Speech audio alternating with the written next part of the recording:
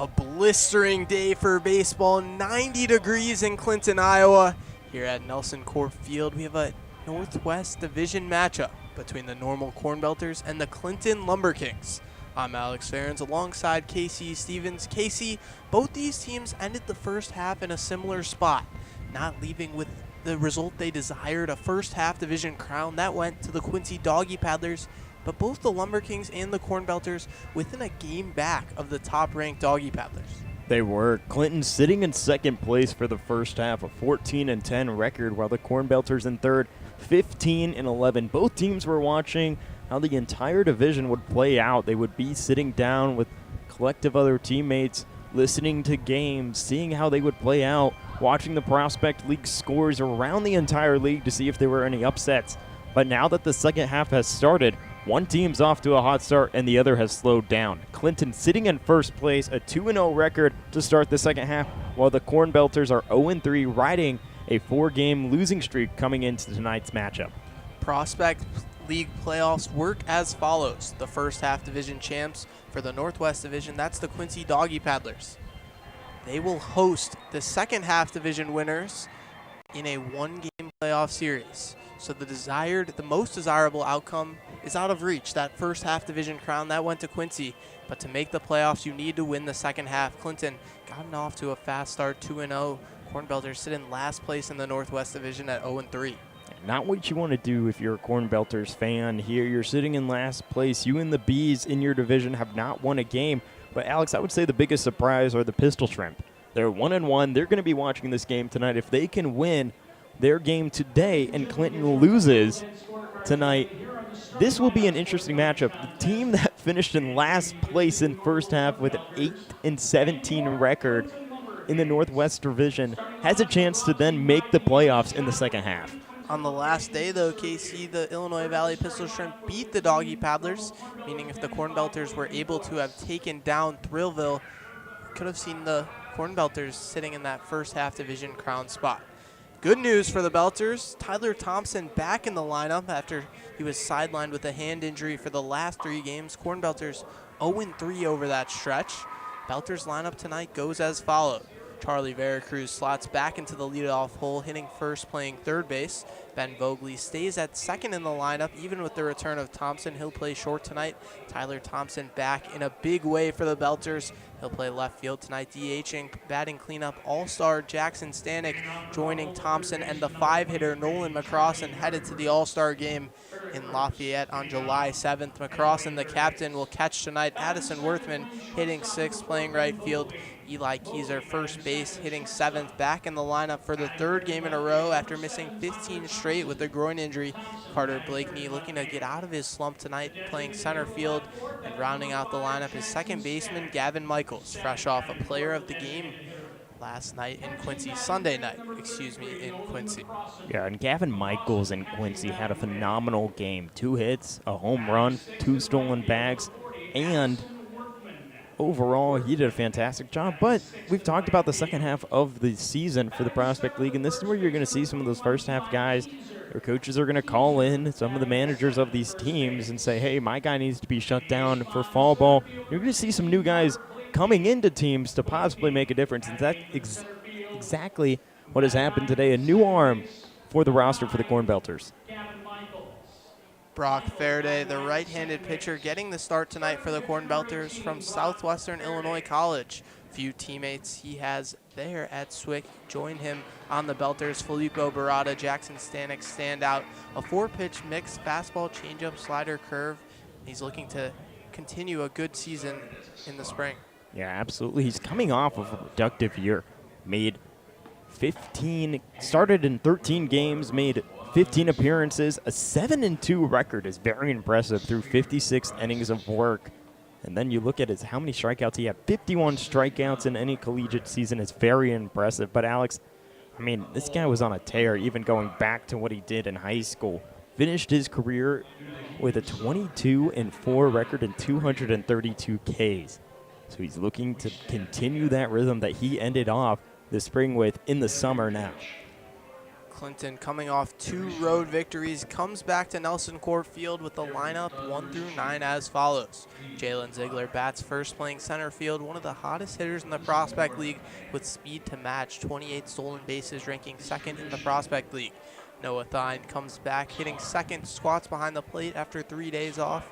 Gavin Aubrey, the lone all-star in the lineup tonight for the LumberKings, joining pitcher Keegan Luxem, representing Clinton, plays third and hits third, batting cleanup and playing first. Isaac Sobieschek, fifth, DHing tonight. Caden Sandler, one of 3 LumberKings making their debut. Cole Lanclose plays right field, bats sixth. Jaden Bazile making his debut in the 7th hole, hitting 8th and making his debut as well at second base. JT Augustiniak, another Cascasia product, still playing there. Left fielder Brody Schinkel rounds out the lineup. Alex, I mean, I'm excited to see what Gavin Aubrey can bring to this game. A 372 average, 5 home runs. And when you're playing in the Clinton Stadium, it's very interesting to me. Center field, all the way over and to right, you'll have this massive 12-foot wall, but those small gaps in between left and the center part of the field, there's a lower wall where more baseballs will be hit, a 335 different distance to your left. And when you look to your right, a little higher wall, but we could see a lot of home runs if the power on the bat is being swung. The 4th meeting between these 2 teams, the Belters won the first 2 at the Corn Crib 13-6 and 8-1 over the LumberKings.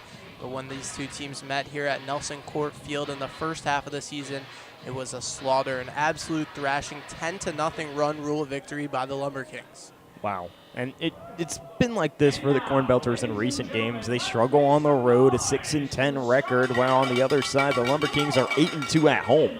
They have the dominance when it comes to winning at home, and they can do it in multiple games. You look at the run differential between these 2 teams, 237 runs scored compared to 186 that the Cornbelters have. Could be a big scoring game, and possibly a massacre could happen by the LumberKings. A high-flying offense. The Belters looking to not let that happen, collect their first win of the second half. Casey, we know every win matters, shown in that first half where the Cornbelters sat just 1 game out of first place, and they'll start the quest to get that second half division crown. Playing from behind, 0-3 to start the second half. Chance to change things tonight. We'll take things down to the field for the national anthem, and we'll be back with you after this.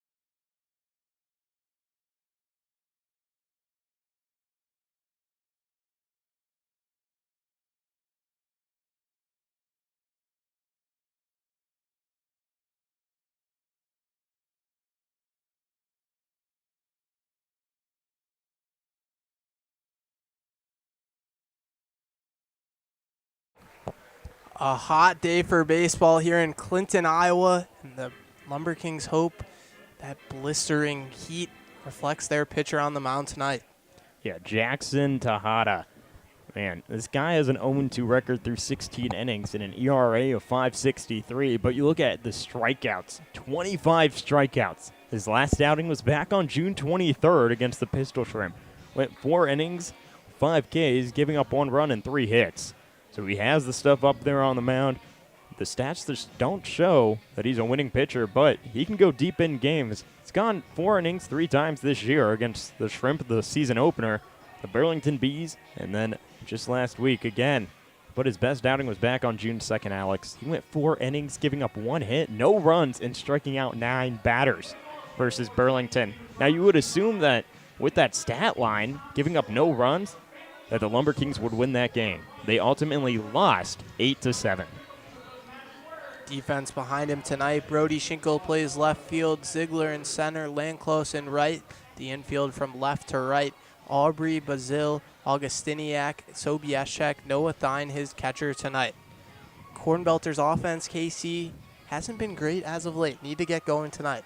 Hasn't, but you look at some of the positives. Charlie Veracruz is playing in his first game against the LumberKings since he joined the team back on June 11th, and he's done phenomenal. Was just a pinch hitter for the Purdue Boilermakers, appearing in 9 games, a few hits here and there, but for the Cornbelters, 17 hits, 11 RBIs, and doing that in just 48 at-bats. There was question marks, Casey, how he was going to act in a full game setting. He hadn't seen live pitching over a whole year at Purdue. Answer, just fine.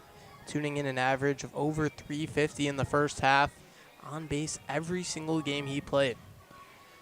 Veracruz wearing Jacob Greer's number 44 tonight. Left his jersey at the corn crib. Gets a helping hand from his catcher. I mean, it's going to be exciting to see what he can do with this first at-bat. He hasn't seen this team before, and you're assuming that he's going to maybe watch the first few pitches go by and adjust his swing before he finds a pitch that he likes. Tejada's first offer of the night.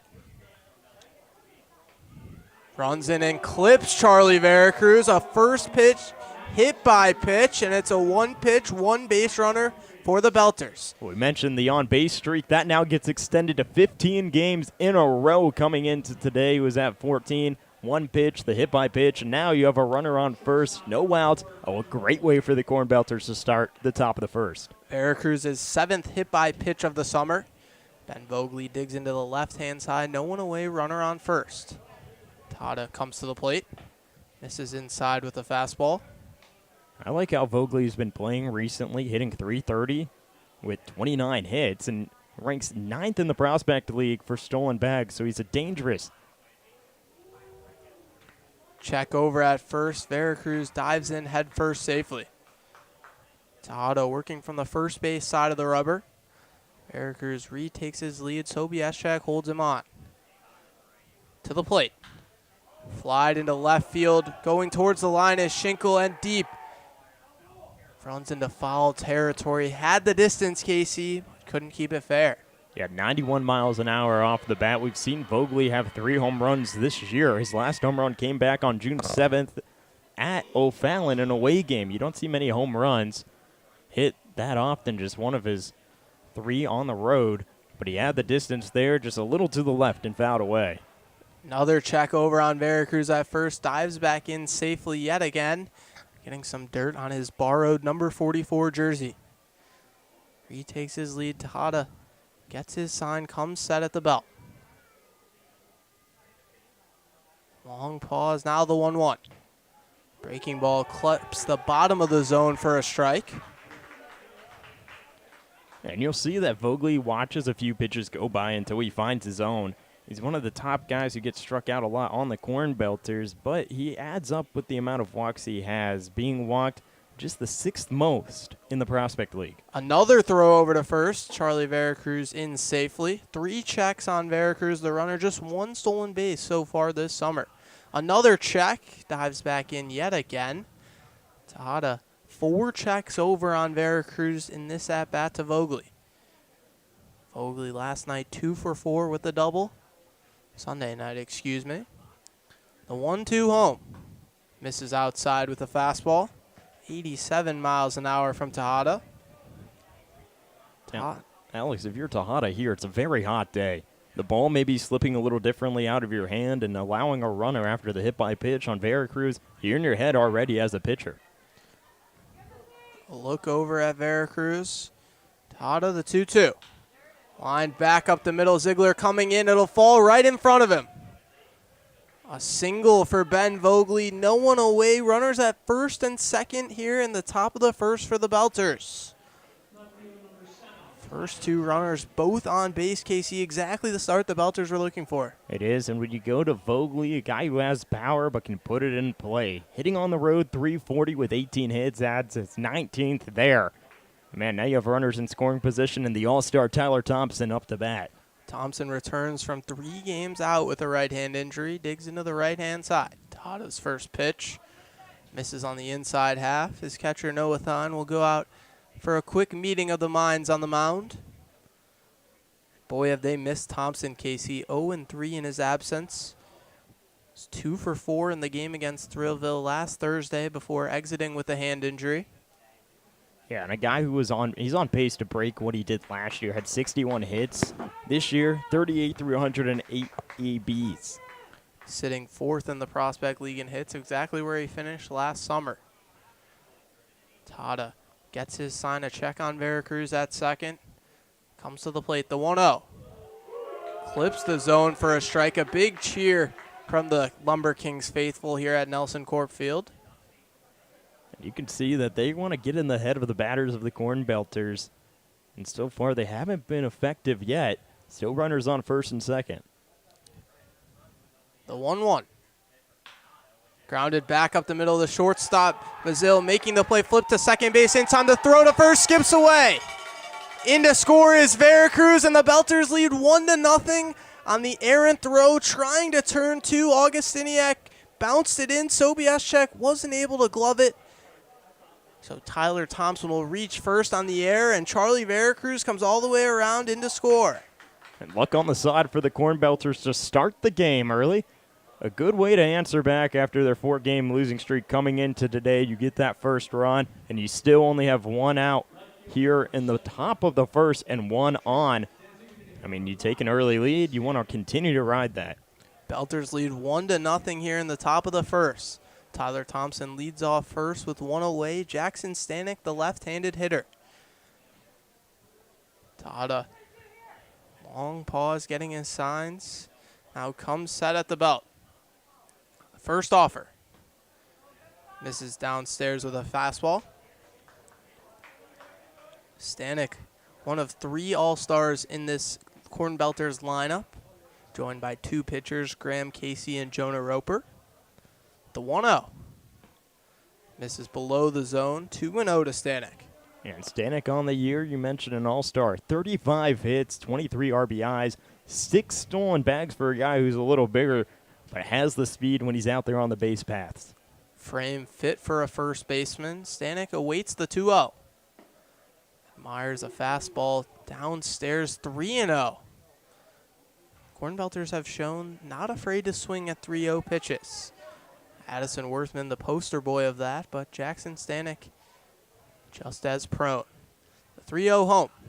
Misses well downstairs. A 4-pitch walk to Jackson Stanek. And the Belters have runners at first and second yet again.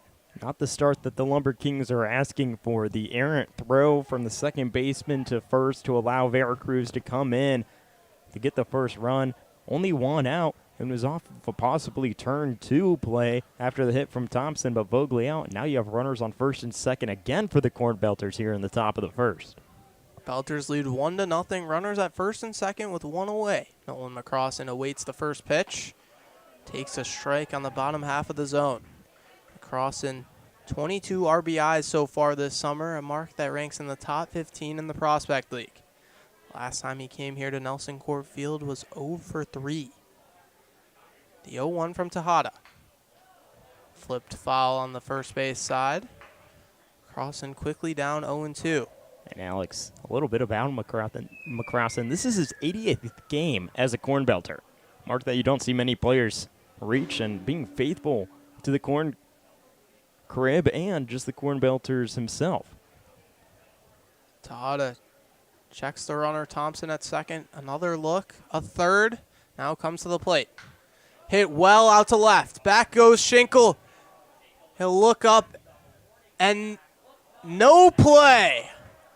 Schinkel camped under it like he had it. It's a long home run from Nolan McCrossin. Belters crack this open 4-0. A 3-run blast from the captain, Nolan McCrossin. I mean, you could see the home plate umpire. Even McCrossin was watching that ball right off of the bat. It looked like it was going to possibly curve and go past the foul pole in left field. And even Schinkel was watching it too, not knowing if that ball was going to stay fair or not. Only 92 miles an hour off the bat, but the distance carried it well. Just 321, one that barely got out. Schinkel looked like he might have a play. McCrossin's third home run of the summer. The 0-0 to Addison Worthman. Catches the outside half of the zone for a strike. Jackson Tejada entered tonight with a 5.63 ERA. The 0-1 clips the zone, same spot on the fastball, 0-2 to Worthman. Already 4 runs given up, not earned. Slide step 0-2, misses away with the breaking ball. You notice the change of pace, too. He's a little frustrated, going quicker with his pitches and not calming down. The 0-2. Swing and a miss, strike 3. Good response from Jackson Tejada. Gets Addison Worthman down on strikes. There's 2 away here in the top of the first for the Cornbelters. Worthman, since being called up from the KCL, which is like a minor league affiliate for the Cornbelters, prone to strikeouts. His 17th one this season. First offer to Keyser. Misses well outside with the fastball. Tejada working extremely quickly. Already retakes the rubber. Here's the 1-0. Keyser steps out of the box in the middle of Tejada's windup. Has a conversation with home plate umpire Tim Seward. Tejada working too quickly. Has to give Keyser some grace. Allow him to get set. Now the hand goes up holding Tejada. Here's turned into the wind. Catches the outside half of the zone for a strike. 1-1 to Keyser.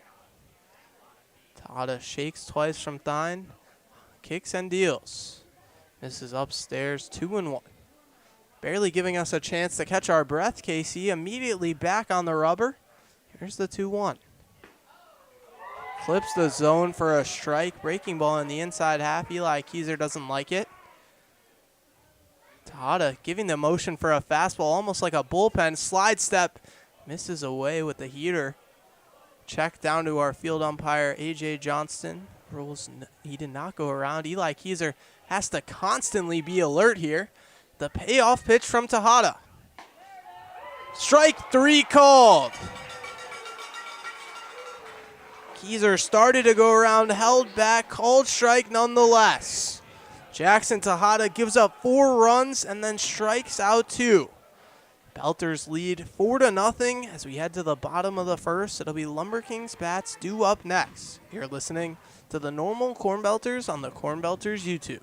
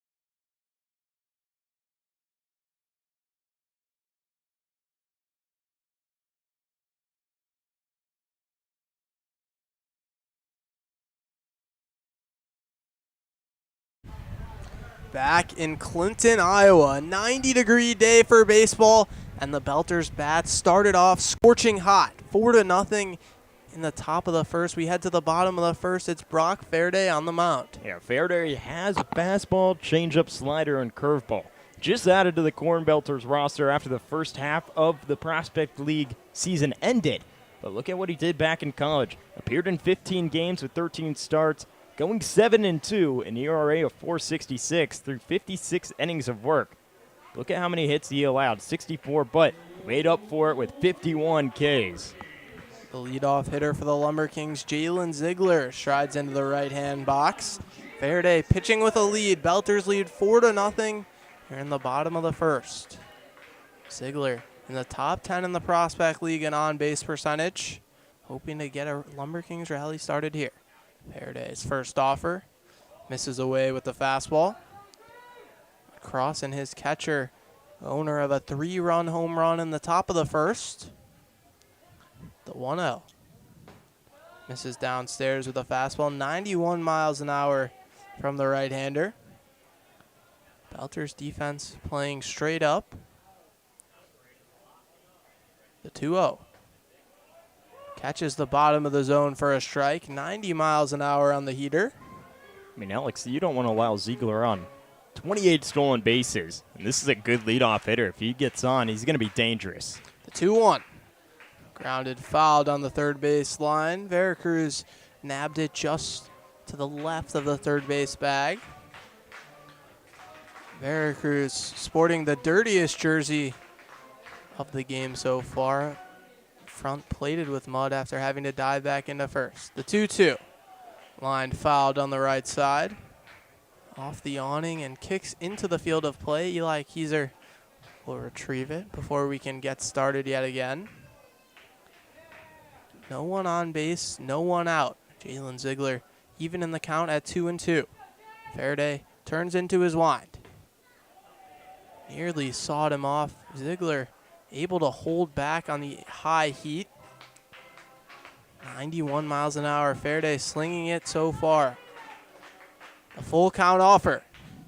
Swing and a miss, strike 3.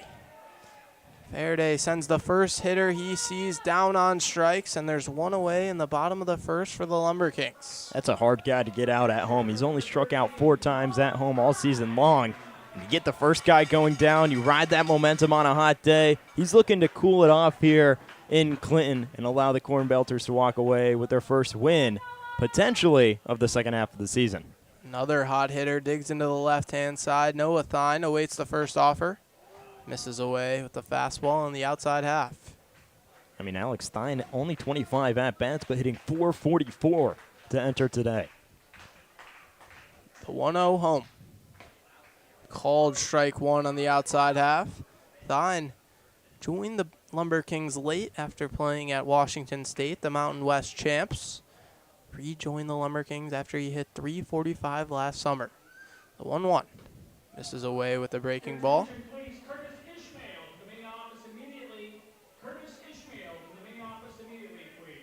2-1 the count to Noah Thine. Fairday kicks and deals. Swing and a miss, strike 2. Blew the heater right by him at the top of the zone, 90 miles an hour. Second baseman Gavin Michaels playing straight up on the left-hander Thine. Eli Keyser, the first baseman, deeper in the zone. The 2-2. Fly to foul into the seats. Tim Seward showing off his left arm. The home plate umpire fires that one back to Fairday. I mean, Alex, we got to talk to Fairday prior to his start today, saying we may see more of the curveball out of him. We haven't seen any off-speed yet, only fastballs. 2-2. Misses away. Count runs full. Good changeup there that time.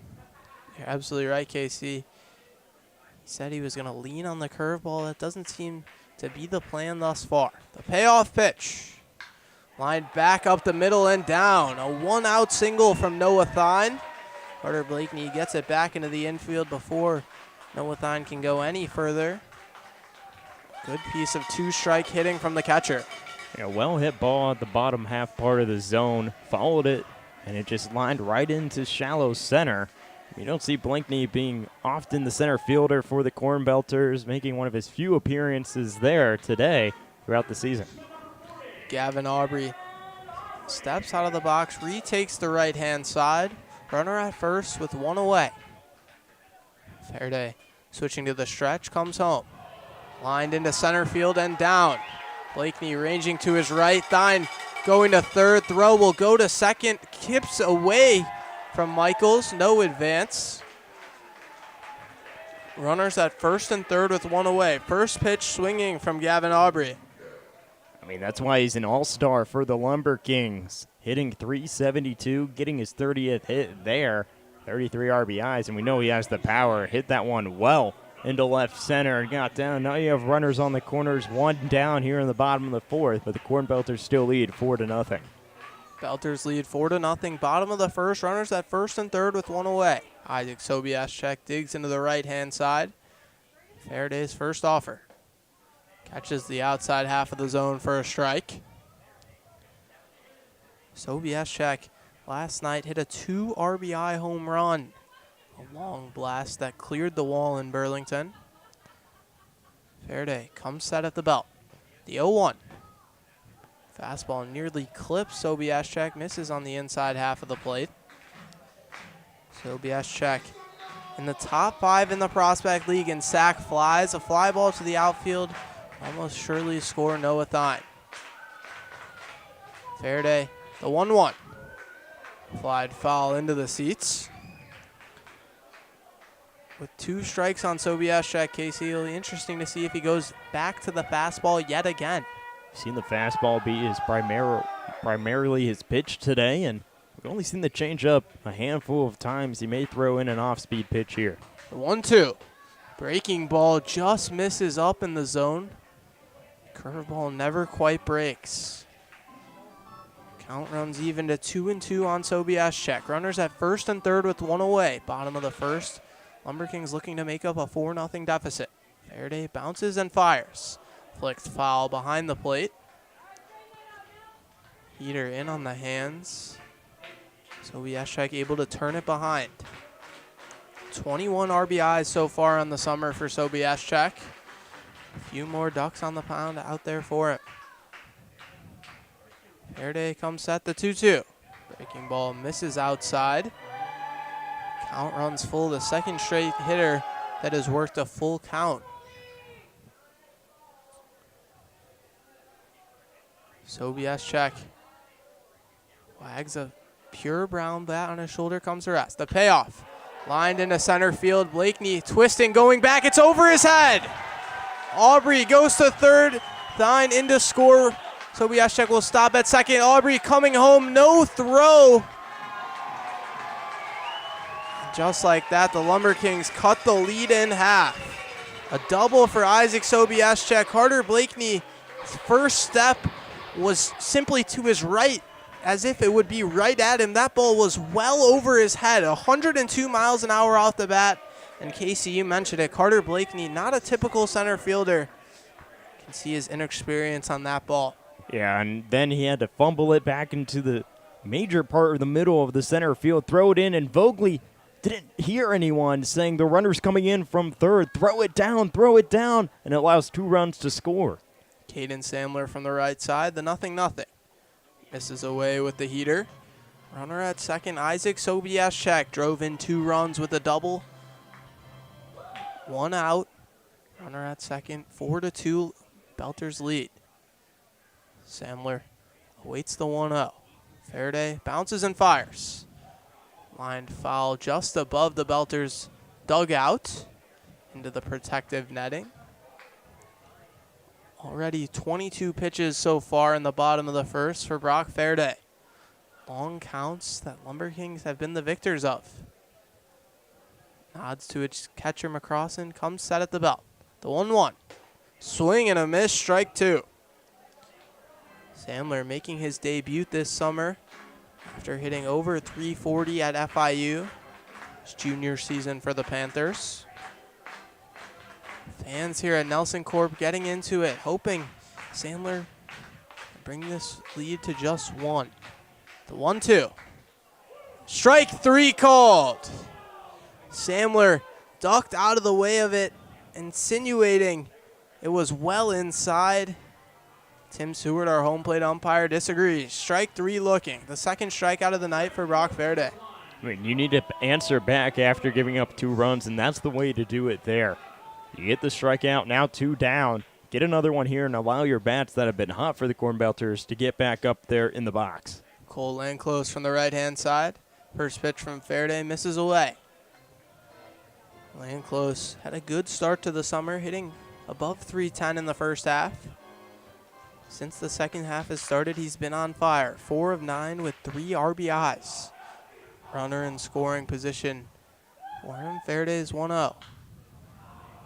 Skied into the air, foul territory on the right side. Count goes to 1-1. Normal leads the LumberKings 4-2 in the bottom of the first. Runner at second with 2 away. Sobieschek takes his lead. Michaels from second base goes to hold him on. Verde, side of the belt, the 1-1. Misses at the letters. Count goes to 2-1. For Landclose, you mentioned past 4 games for him, 9 hits. With those 4 games, 4 RBIs as well, and a runner in scoring position, an opportunity to put one in play here and drive in a run. 2-1 from Verde. Flied into right field, tailing foul. Will leave the park in foul territory. Count goes to 2-2.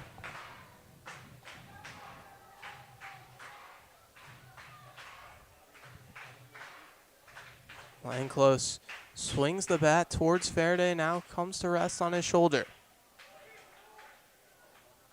The 2-2 pitch. Grounded back up the middle. It'll get into the outfield. Blakeney started to throw home, opts for second instead as Sobieschek rounds third and comes in to score. Belters lead 4-3 still, but 3 runs in the bottom of the first have put a damper on the Belters' scorching start. I mean, Landclose off to a fantastic start in the past 4 games, carries it into this game today. 5 games, 10 hits, and drives in a run there. Jaden Bazil, another player making his debut tonight. Runner at first, 2 away. Verde comes to the plate. Grounded. Second baseman Michaels makes the play, runs into Vogley, but steps on the bag in time for out number 3. A collision they won't mind too much as able to make the play. Michaels started to flip it to Vogley, decided to take it himself. Verde gets out of it, but not before the LumberKings score 3 runs in the bottom of the first. Belters lead 4-3 after 1. Belters bats due up next. You're listening to the normal Cornbelters on the Cornbelters YouTube.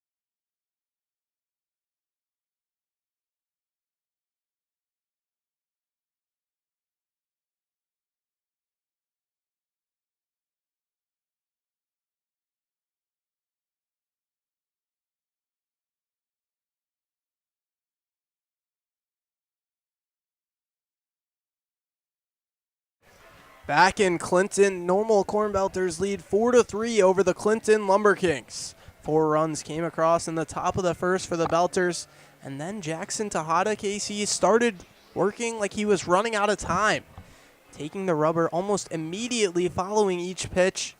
We'll see if he continues that trend here in the second inning. 8-9-1 due up for the Belters. Carter Blakeney digs into the right-hand side in the midst of a huge slump. 1 for his last 25 is Blakeney. Checks with the home plate umpire, Tim Seward. The first offer from Tejada. Big swing and a miss on the fastball. Blakeney stepping out, forcing Tejada to wait. He remains set on the rubber. Looking back at Seward now, confirming he's good. The 0-1. Lined into center field. Back goes Ziegler. He'll camp under it and make the play for out number 1. Carter Blakeney, 102 miles off the bat. The guy can't catch a break. Yeah, you look at just the past 12 games that he's appeared in, only 3 hits. Still searching to get one. And his last hit came back on June 12th, Alex. It's been a while, and he's trying to get out of this slump that he's in. Hard hit balls and nothing to show for it. Gavin Michaels taking his time before he steps in the box, fixing his batting gloves, drawing a line in the sand. Now comes set. Tejada waits, set, already going the first offer. Swing and a miss at the high fastball. Michaels steps out. Belters going to have to make Tejada wait. Tejada waiting, completely set before the Belter gets in the box. The 0-1. Misses outside with the fastball. Again, Michaels adjusting his glove. Taps his bat against his feet. Tejada just waiting set on the mound. Here's the 1-1. Swing and a miss at the breaking ball. This is fascinating, Casey. Tejada just waiting set on the mound while the Belters steps out of the box. As soon as they retake it, begins his motion. Tejada, the 1-2. Misses away with the fastball. 89 miles an hour on the heater. Michaels, player of the game in Quincy, 2 for 4 with a home run and 2 stolen bags. 1 away, no one on. The 2-2. Breaking ball yanked well outside. Now Tejada finally will step behind the rubber. Already retakes, and Michaels stepping out between each pitch, allowing himself time to recuperate. Tejada, the payoff. Catches the zone. Michaels running to first base, but that one ruled in the zone.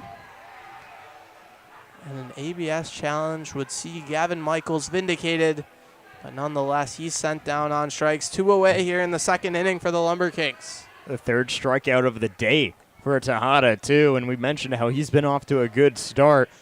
He went through 7 batters. So far, he's gone 1 and 2. Can he go 3 here? First offer to Charlie Veracruz. Catches the outside half of the zone for a strike. Lineup turns over for the first time for the Belters here in the second inning. Veracruz hit by pitch in the first. The 0-1. Fouled off the catcher, Thine. And Alex, what I like to see, though, is the approach that the batters for the Cornbelters are taking. They know that he's going to work fast in Tejada, so they're going to take a step out, reset themselves, and try and throw him off his groove before he can get completely still on the mound and then step into his delivery.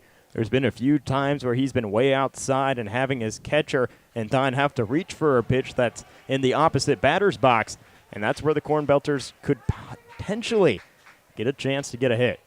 Normal leads the LumberKings 4-3. The 0-2. Swing and a miss, strike 3. 1, 2, 3, go the Belters. They still lead 4-3 over the LumberKings as we head to the bottom of the second. You're listening to the normal Cornbelters on the Cornbelters YouTube.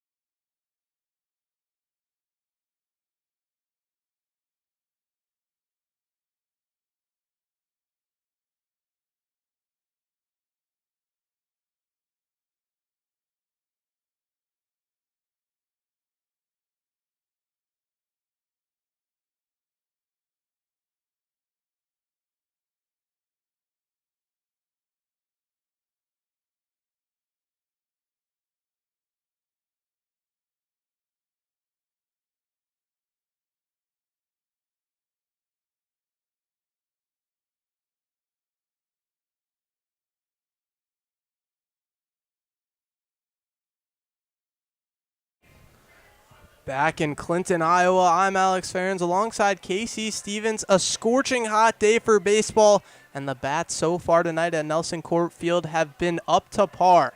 4-3, the Cornbelters lead here in the bottom of the second inning. 8-9-1 due up for the LumberKings. Brock Fairday back for a second inning of work after giving up 4 hits and 3 runs in the bottom of the first. JT Augustiniak making his Prospect League debut tonight. He'll do so from the right-hand side. Fairday's first offer. Misses head high with the fastball. Fairday working primarily with the heater in the first inning. Comes set at the chest. The 1-0. Swing and a miss, strike one. Blows the four-seam fastball right by him, 89 miles an hour. Augustiniak limited at bats at Cascasia. The 1-1. Flied foul into the seats, but when he did hit KC, he was on fire, hitting over 440. Yeah, he was on fire, 5 RBIs and a home run, and did not appear in many games, but when he did, he made an impact. The 1-2 races inside. Count runs even to 2-2. Wind blowing right to left field. The 2-2. Flicked into right field and down. Augustiniak reached out and got a barrel on it, putting it just in front of the right fielder, Addison Worthman, a leadoff single to begin the second inning.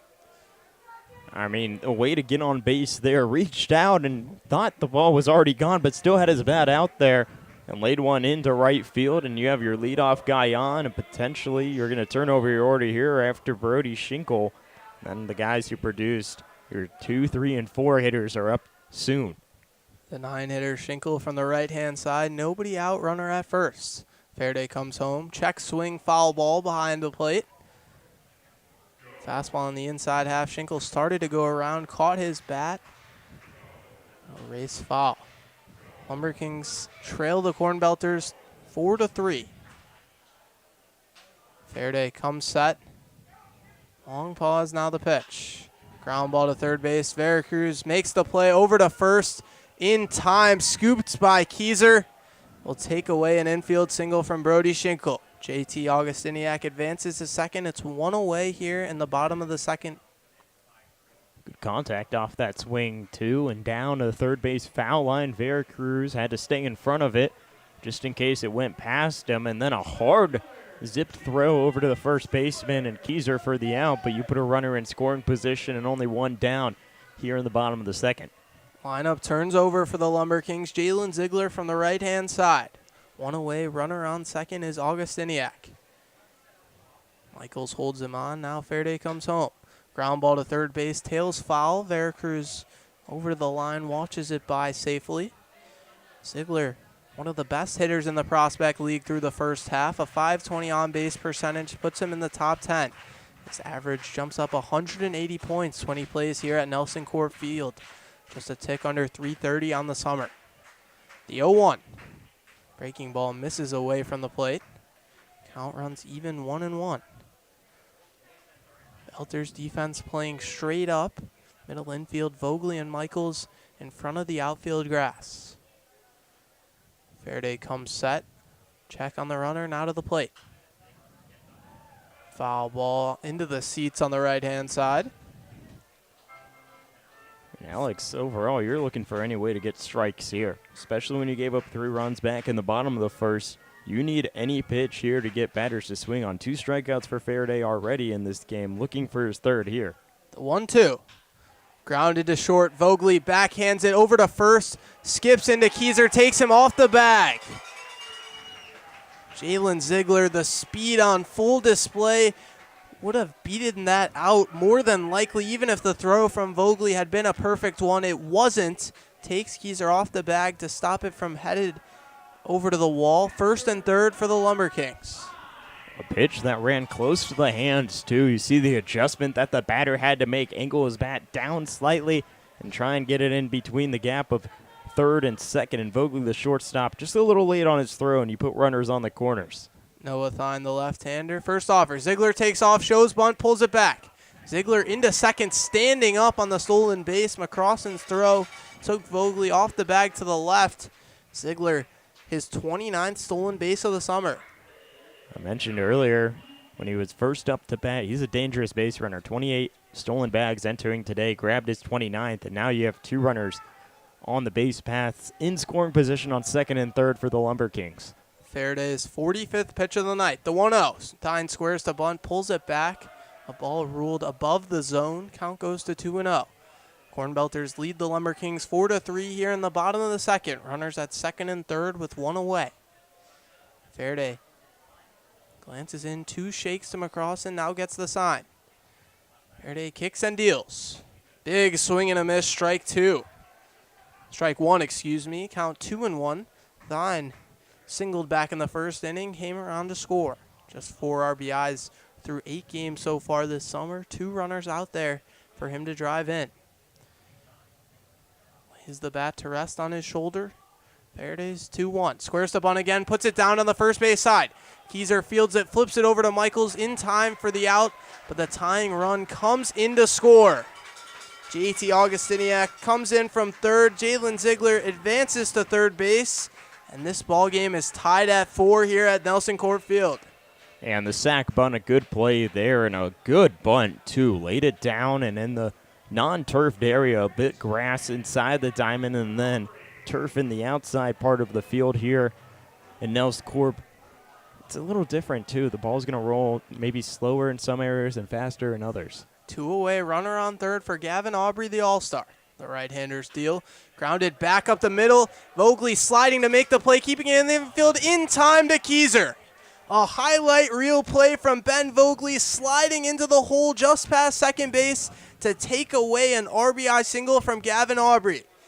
This game knotted up at 4 apiece after the LumberKings get one more in the bottom of the second. You're listening to the normal Cornbelters on the Cornbelters YouTube.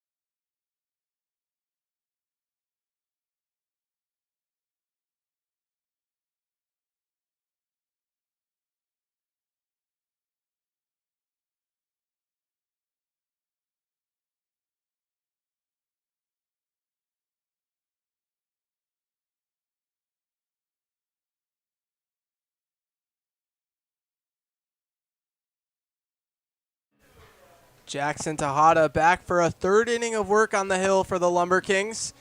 LumberKings not this game at 4 apiece. 4 runs came across in the top of the first for the Cornbelters. And after Nolan McCrossin hit a 3-run home run, Tejada has sped everything up. 2 straight strikeouts followed by 1-2-3 inning in the second. Finishes his pitch almost immediately upon getting the ball back from Noah Tyne. He's ready to go again. 2, 3, 4 due up for the Belters order. Ben Vogely, the first of which, digs into the left-hand side. Singled back in the first inning. First offer from Tejada. This is downstairs with the heater. Vogely stepping out like we saw Gavin Michaels do last inning. Now retakes the box. Tejada already into his 1-0 pitch. Misses head high with the heater. 87 miles an hour. Vogely on Sunday night, 2 for 4 with a double in Quincy. The 2-0 runs in and clips the back foot of Ben Vogely. A free pass via the hit by pitch.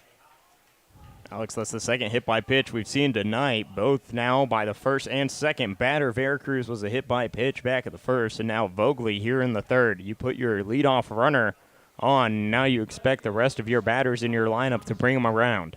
A trio of all-stars due up for the Cornbelters, first of which Tyler Thompson digs into the right-hand side. Vogely a speed threat over at first. The first offer to Thompson. Breaking ball kicks off the leg of Noah Tyne into the grass in front of home plate. Ben Vogely will advance for yet another stolen base. 17th on the summer.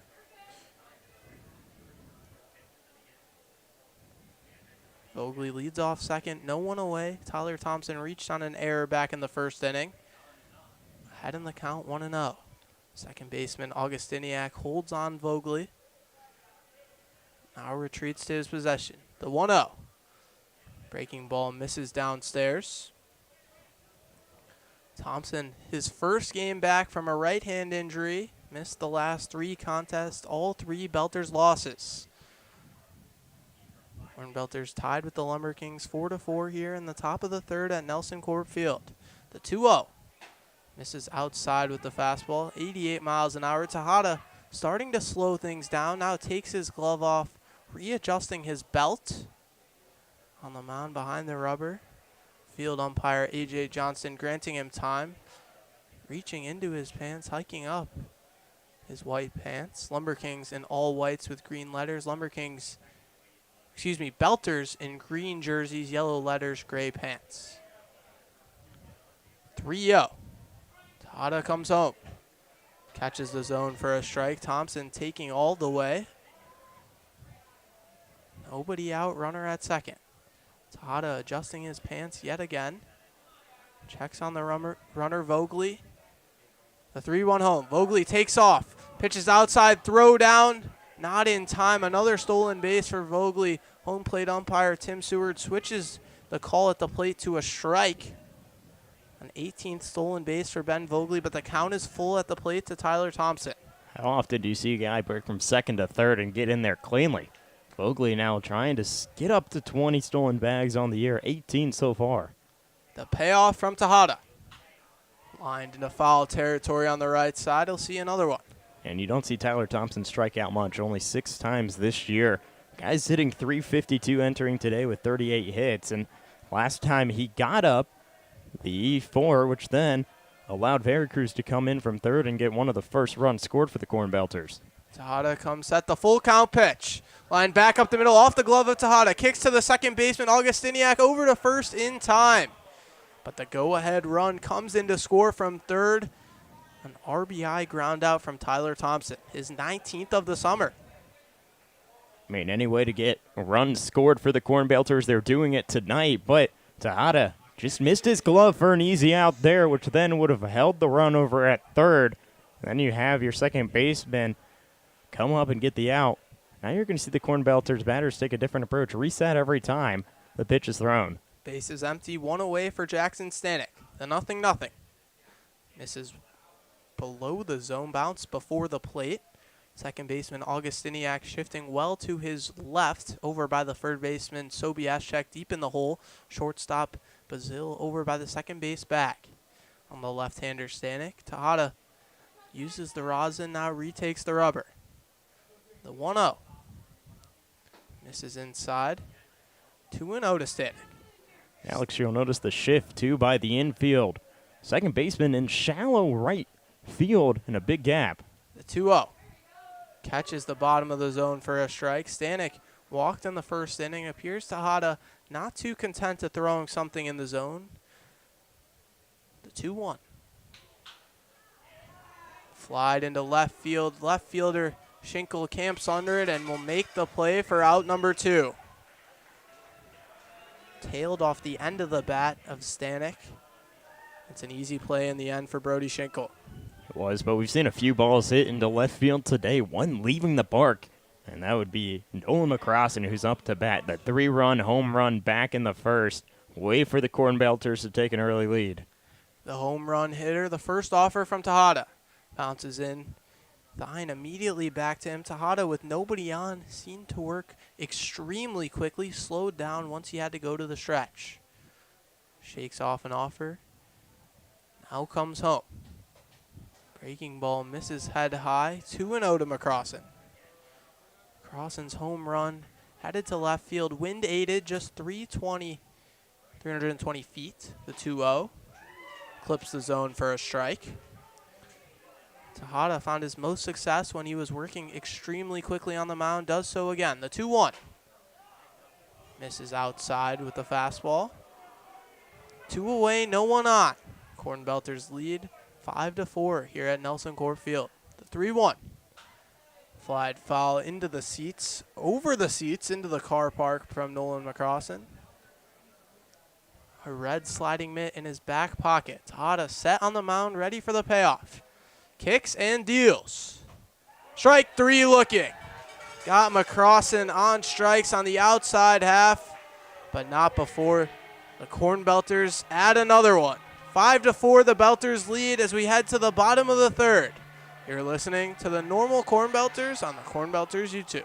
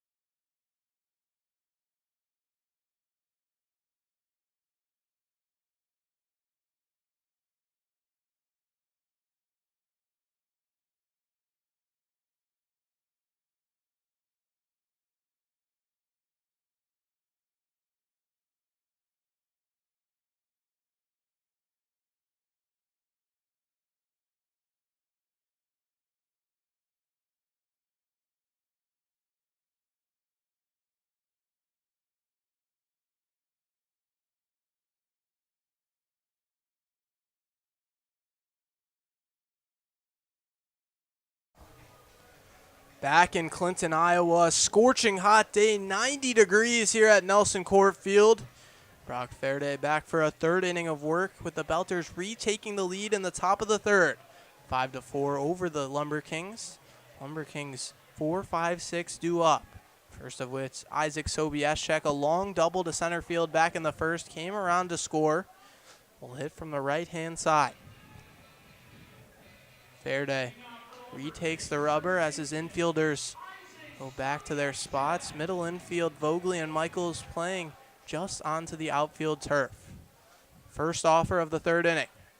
Sliding into center field, Blakeney ranging to his right. He'll make the play in the gap. Takes away a hit from Isaac Sobieschek. A well-hit ball right into right center.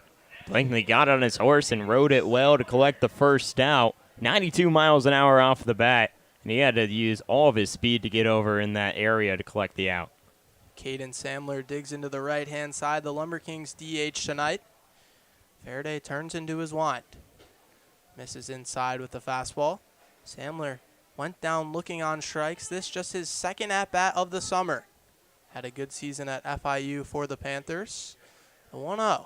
Big swing and a miss. Samler nearly coming out of his shoes on that swing. Yeah, Alex, and I mean, loses the bat a little bit with one of his hands and holds on to it with his left, but still, 1-1 count. 1-1. Catches the bottom of the zone for a strike. Nobody on, one away. Fairday ahead in the count, 1-2. Wind blowing right to left, pointing directly at the left fielder. Thompson is the American flag. The 1-2. Swing and a miss, strike 3. The third strikeout of the night for Brock Fairday. Two of them coming against the DH, Caden Samler. He's attacking the heart of the order very well. The fly out into center field, a strikeout now. You want to see if you can continue to get out of this and get the bats back for the Cornbelters and ride the rhythm that they have going in this game. The six-hitter Cole Landclose digs into the right side. Fairday's first offer. Catches the outside half of the zone with the breaking ball. Landclose singled in the first but was stranded at first. The 0-1. Runs inside, nearly clips Landclose. Count goes even to 1-1. And what he did last time, the single driving in a run, looking to just be the first base runner on for the LumberKings here in the bottom of the third. The 1-1 home. Grounded foul behind the plate.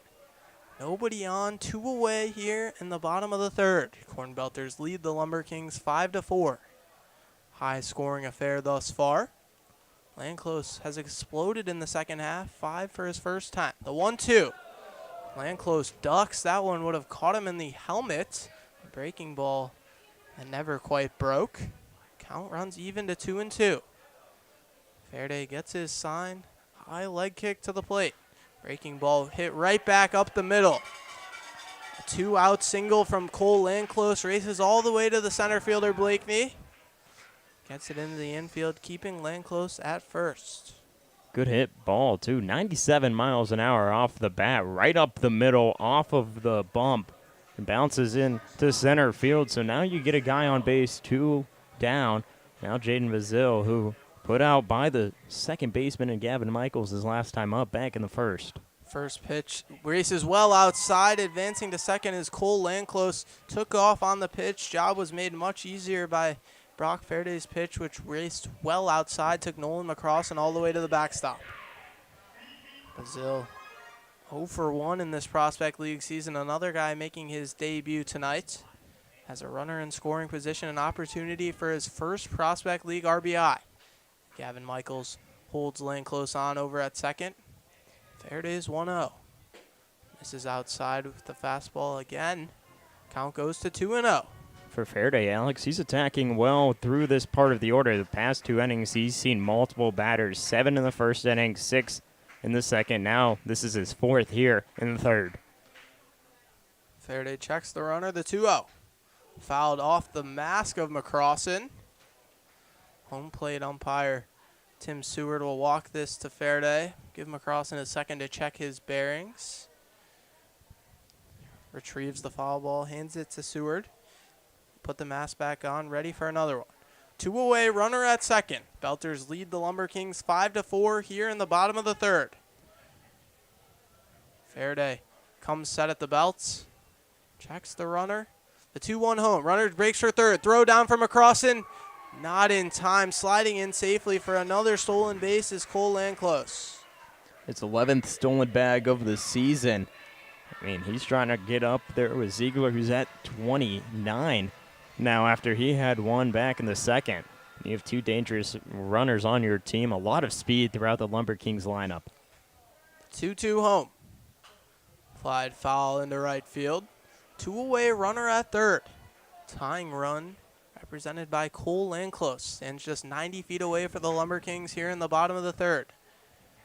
Fairday, big deep breath, now comes set at the belt. The 2-2 home. Catches the outside half, strike 3 looking. 4th strikeout of the night for Brock Fairday. And doesn't allow the LumberKings to get anything back after the Belters added a 5th run, a go-ahead 5th run in the top of the third. We head to the 4th inning. Cornbelters lead the LumberKings 5-4. You're listening to the normal Cornbelters at the Cornbelters YouTube.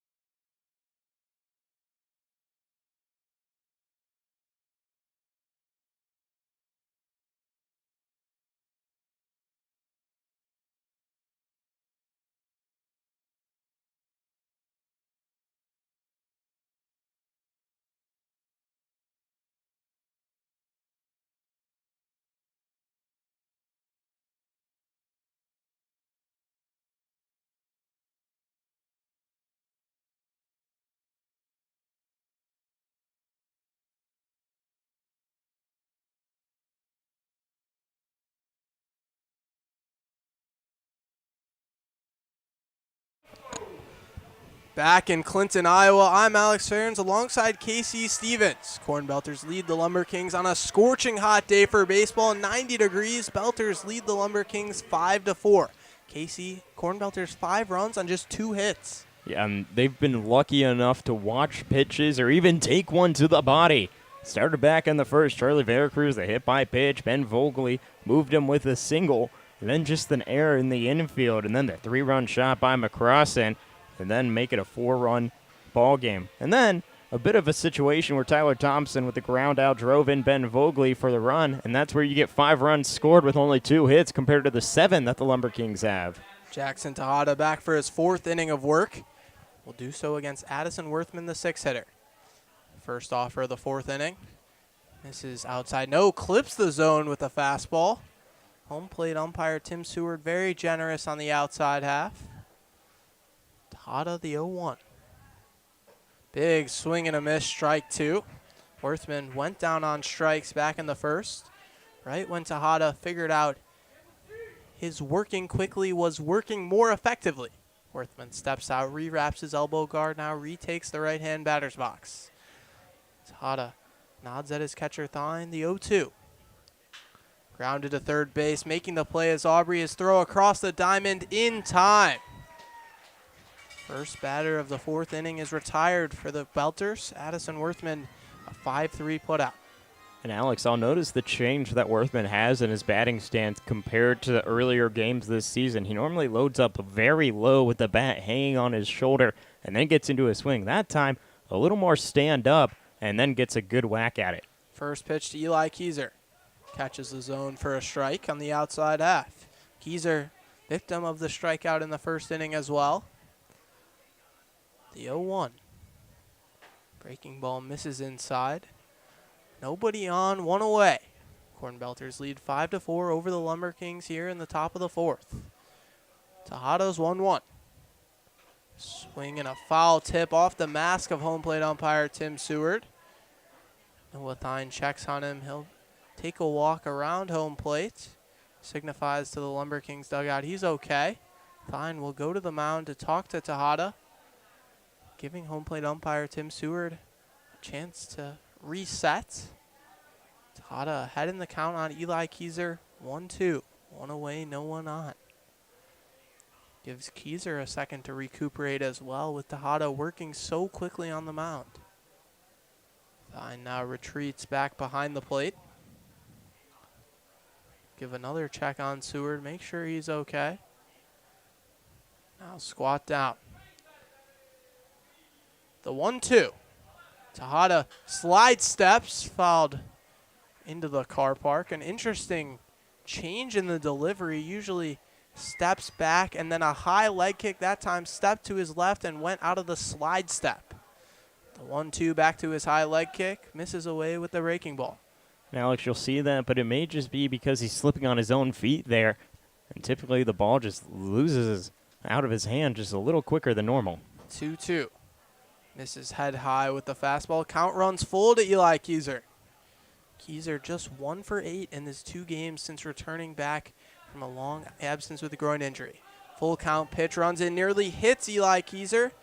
Ball 4, a free pass, and a 1-out base runner for the Cornbelters. Yeah, the 4th free pass given this game, the 2nd walk, and 4 of the 4, have come from hit batters. So with 1 down, you get a runner on first, and the bottom half of the lineup needs to do some production here for the Cornbelters.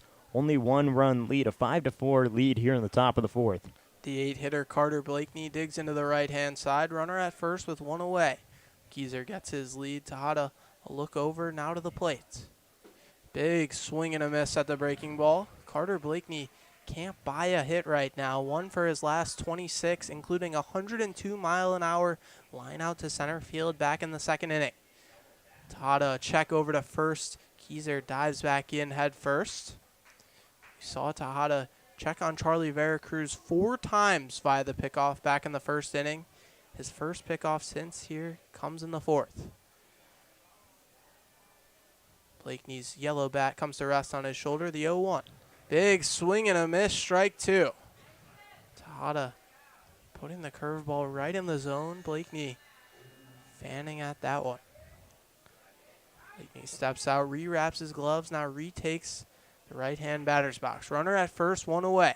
Belters lead the LumberKings 5-4 here in the top of the 4th. Another throw over to first. Keyser slides back in safely. Sobieschek doesn't even apply the tag.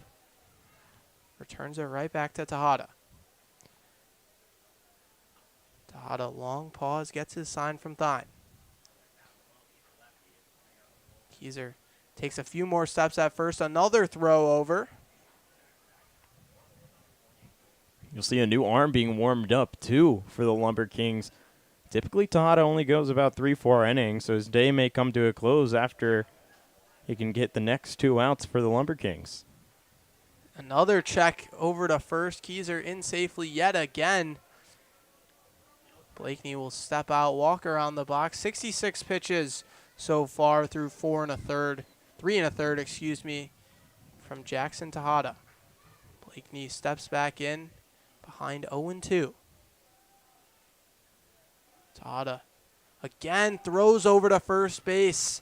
Eli Keyser going to get his money's worth on the laundry tonight. Dives back in head first yet again. Blakeney again steps out of the box. A long walk around. Now retakes it. This is not what you need for a guy looking to break a slump. Tejada looks over at Keyser. Now finally to the plate. Bounces it in. Thine thought about a back pick over to first. Bounced well before the plate. Tejada uses the rosin bag. Now retakes the rubber. 1 away. Runner at first is Eli Keyser. Carter Blakeney, the right fielder tonight, 0 for 1 with a line out back in the second inning. The 1-2. Hit well into left, but foul. A breaking ball. Blakeney just in front of it. 81 miles an hour off the bat. Sounded a lot better than that. It did, but you'll also notice the approach that the batter is taking here in Blakeney.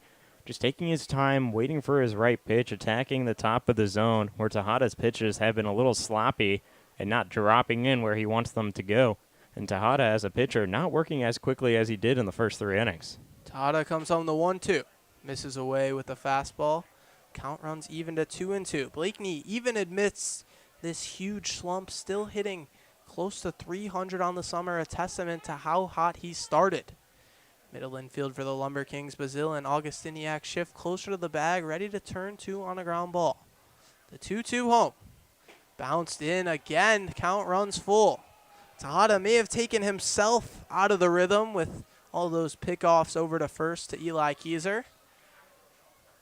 Runner at first with 1 away. Full count pitch. Blakeney holds his bat to the sky, takes a long look at his bright yellow barrel, brings it to rest on his shoulder.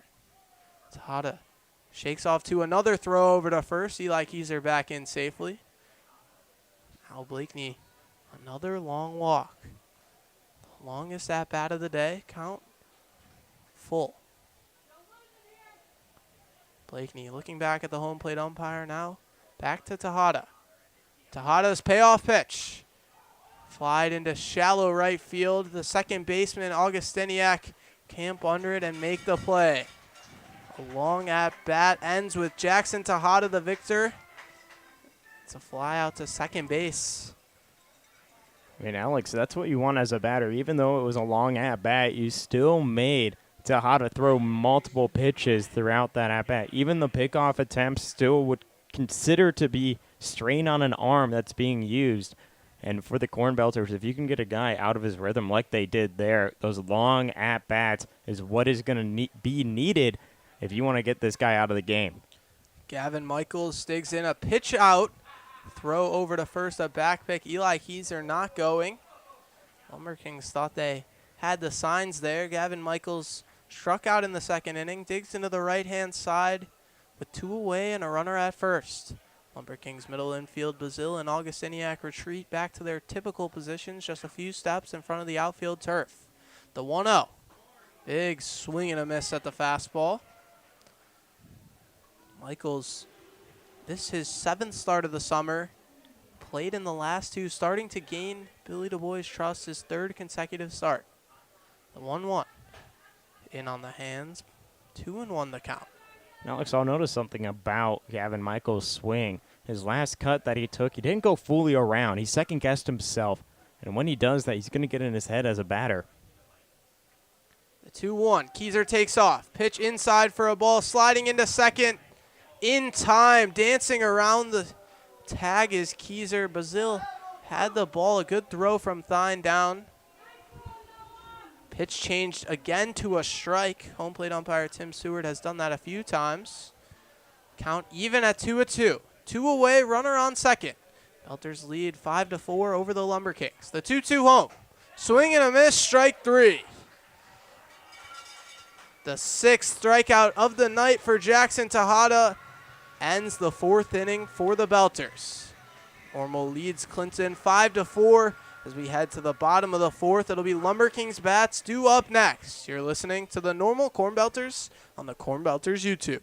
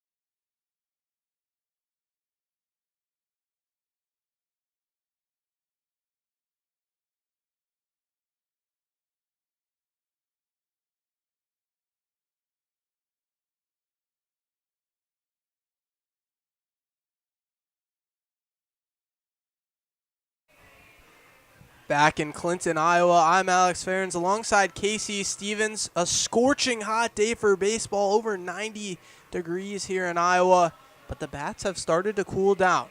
Cornbelters lead the LumberKings 5-4, 4 runs in the top of the 1st for the Belters. LumberKings answered with 3 of their own, just 1 apiece in the frames to follow.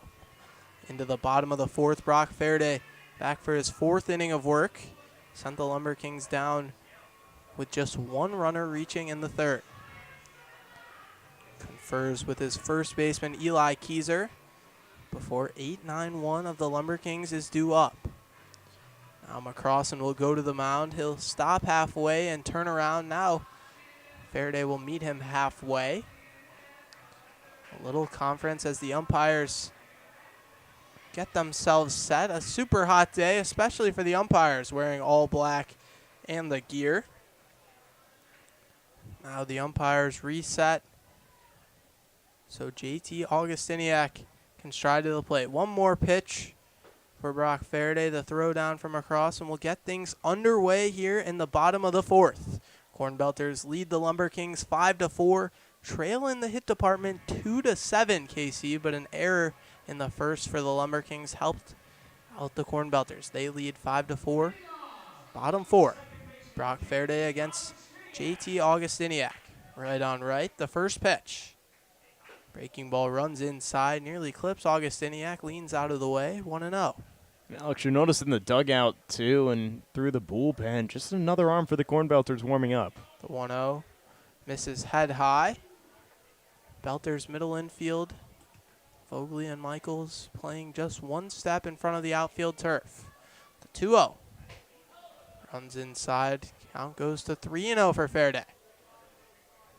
Now Eli Keyser, the first baseman, joins them just 1 step before the outfield turf. Veracruz, the third baseman, in line with the base path. The 3-0. Catches the outside half for a strike. Belters outfield playing straight away. Wind blowing right to left. The 3-1. This is downstairs, a 5-pitch walk to start the 4th inning, and JT Augustiniak is aboard. Yeah, a good way to get on bags quickly. Just draw a walk there. Your leadoff guy. Now, this is where the bottom of the lineup has struggled. Schinkel grounded out his last time up, and then Ziegler was a strikeout victim back in the 1st, but an infield hit in the 2nd. I mean, you're looking for production here, especially with just 1 run separating these 2 teams. Schinkel takes the right-hand batter's box. The first offer home. Skied into the air. Ben Vogley calls off the rest of the infield, ranges to his right, makes the play from shortstop for out number 1. A towering pop-up. Doesn't give Ben Vogley trouble, and the lineup turns over for the LumberKings for the 3rd time. Runner at first with 1 away, trailing 5-4 to the Cornbelters. LumberKings center fielder Jalen Ziegler digs in, 1 for 2 tonight. Struck out back in the 1st, like you mentioned. KC singled in the 2nd, but was stranded at 3rd. He'll take the right-hand batter's box. Faraday checks on the runner. Now comes set at the belt. To 0-0. Misses above the letters with the fastball. Good pitch there, though. And barely close to a strike, but you're still searching to try and attack the zone as quickly as you can. The 1-0 is fouled straight back. 88 miles an hour from Faraday. Faraday topped out at 92 back in the first inning. Fastball not quite the same zip here in the fourth. Checks on the runner. Comes set at the belt. Bounces and fires. Breaking ball, big swing and a miss. Count goes to 1-2.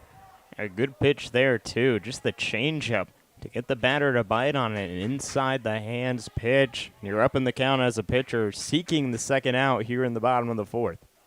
The 1-2. Lined right at the second base, and Michaels throws it over to first. Keyser not in time. Sliding back in as JT Augustiniak. But a line out right to Gavin Michaels means 2 away here in the fourth. Any way to get outs is the way to do it there. And this is a very productive inning so far for the Cornbelters. Last inning, you saw 4 batters and got 3 outs, allowed a hit. So far, the walk that allows a runner to be on first, but you're holding him there. 2 outs on the board. You're up by 1 run. A 5-4 lead for the Cornbelters here in the bottom of the fourth. Noah Thine digs into the left-hand batter's box. Runner at first, 2 away. A 0-0. Misses outside with the curveball. Clouds in the sky. Sun still very apparent here at Nelson Corp Field. 7:47 local time. Faraday comes set. The 1-0. Misses outside with the heater. Augustiniak making his debut over at first. We haven't seen his jump on a stolen bag just yet. Faraday doesn't seem too concerned. 2 away. The 2-0. Catches the outside half of the zone for a strike. Belters middle infield now shifting closer to the bag, Vogley and Michaels. Now Michaels retreats back to the hole on the right side for the left-hander Thine. Faraday, long pause, now the pitch. Swing and a miss, strike 2. Thine steps out of the box. Reaffixes his blue and red gloves, taps his helmet, stands back in. Faraday gets his signs from across him. A check at first. Over to Eli Keyser. Now comes to the plate. Strike 3 looking. Brock Faraday works around a lead-off walk for his 5th strikeout of the night. Sends the LumberKings back to the dugout without a score for the 2nd straight inning. Belters lead the LumberKings 5-4 here at Nelson Corp Field after 4. The Belters bats due up next. You're listening to the Normal Cornbelters on the Cornbelters YouTube.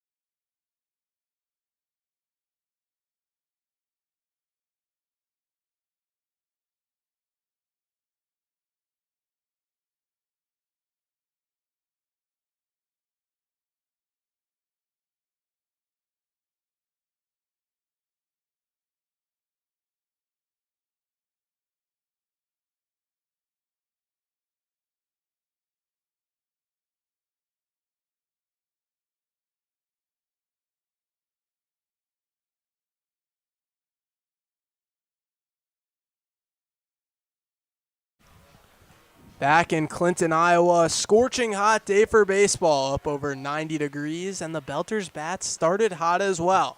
That'll be the end of the night for Jackson Tejada, with the LumberKings trailing the Cornbelters 5-4 here in the top of the 5th. Tejada, 4 innings of work, just 2 hits, but 5 runs, KC. 6 strikeouts, just 2 of those 5 runs earned. Yeah, very good so far throughout the game, and you count up the strikeouts, you count how he started this game and now how he's ending it, right? And overall, a few long innings, but he worked quick. It was very interesting to watch, just did not give any time for the batters, and then he answered with, all right, let me try and calm down. And then he started to lose it a little bit, and the Cornbelters started to attack more on his pitches. His second inning of work, KC, when the Belters went 1, 2, 3, couldn't have been more than 45 seconds. Would take the ball, immediately retake the rubber. His night is done. He'll be replaced by right-hander Lawton Joyce. Now Joyce, though, making his third appearance. He's only pitched in a few games and really not a good stats overall. An ERA of 16.20, 4 strikeouts, and only an inning and 2/3 of work. He'll be met with a tough task here tonight. Top of the Belters order due up, first of which Charlie Veracruz. Hit by pitch in the first, down on strikes in the second. Swinging a super hot bat on base in every single game this season continued tonight. First offer of the day for Joyce, fouled behind. Yeah, but getting ahead on it, though, is Veracruz looking to put a ball into play. A new pitcher, you now have to adjust how you have attacked throughout the most of this game. Taking the first pitch, seeing it, and making contact with it. The 0-1 from Joyce. Breaking ball clips Veracruz in the helmet, his second hit by pitch of the day and his 8th of the season. KC Veracruz entered the Belters lineup in the 6th hole against Johnstown on their road trip out east, was hit by pitch 3 times. Veracruz was jolted straight to the top of the lineup. Billy Du Bois liked what he saw last game, slotted Veracruz down to the 4 hole. Tonight, back to first, and Veracruz showing why he belongs there. Ben Vogley into the left-hand side, squares to bunt. Puts one down towards third base. Catcher Thine races out, bare hands it over to first, not in time. Ben Vogley beats out an infield bunt single. Charlie Veracruz over to second. Belters have first and second with no one away here in the top of the 5th. Now here comes the Corn. They're coming into this game wanting a win after losing 4 straight, and they're showing why. They're leaving it all out there. And with Joyce, who hasn't appeared in many games, a high ERA and a low strikeout rate, Cornbelters attacking early. The hit by pitch and then a good bunt laid down by Vogley to put runners aboard. Noah Thine goes out to the mound for a meeting of the minds, calls the whole infield in to talk to his pitcher, Lawton Joyce. Joyce has the murderer's row of this Belters order due up next. 3, 4, 5, Tyler Thompson, Jackson Stanek, and Nolan McCrossan, all 3 of which will be playing in the All-Star game on July 7th in Lafayette. Home plate umpire Tim Seward breaks things up. Noah Thine adjourns the meeting and heads back to squat behind the plate. No one out. Runners at first and second for Tyler Thompson. Cornbelters lead 5-4 here in the top of the 5th. Thompson wags his green-barreled bat around on his shoulder, now lays it to rest. Now squares to bunt. Doesn't pull back. A called strike on the outside half. Alex, I love watching small ball happen. It's one of my favorite things, and you'll notice the bunts being laid down and then just trying to move over the runners with no one down. First baseman Isaac Sobieschek creeping in. The 0-1, swinging away, a bloop hit into right field. Second baseman going well over to the foul line to make the play. Augustiniak takes away a hit from Tyler Thompson in shallow right field. A bloop single that typically would have been the play of the first baseman, Sobieschek. He's creeped in for the bunt. Augustiniak does it himself. Wow. The diving effort into foul territory to collect the out, snow coning it at the top of his glove. You don't see it often, but laying your body out for the out. Guy who's not going to bunt, left-hander Jackson Stanek. First and second with one away. Stanek walked in the first, flew out to left field in the third. Bright pink batting gloves. Joyce comes set. First offer. Flied foul into the seats on the left-hand side. Veracruz dancing around at second base. Joyce checking on him a few times. Joyce uses the rosin bag and retakes the rubber. Alex, you'll notice now another pitcher warming up in the LumberKings bullpen, so this could just be an inning for Joyce.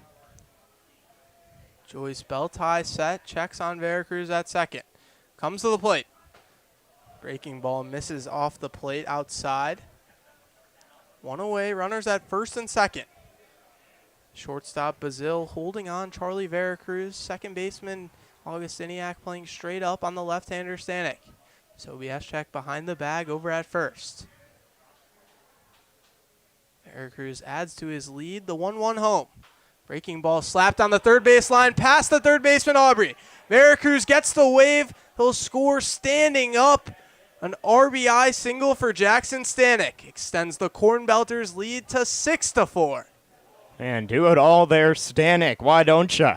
Lays one perfectly down that third base line, and even then, Aubrey, the third baseman, was a little confuzzled there to start.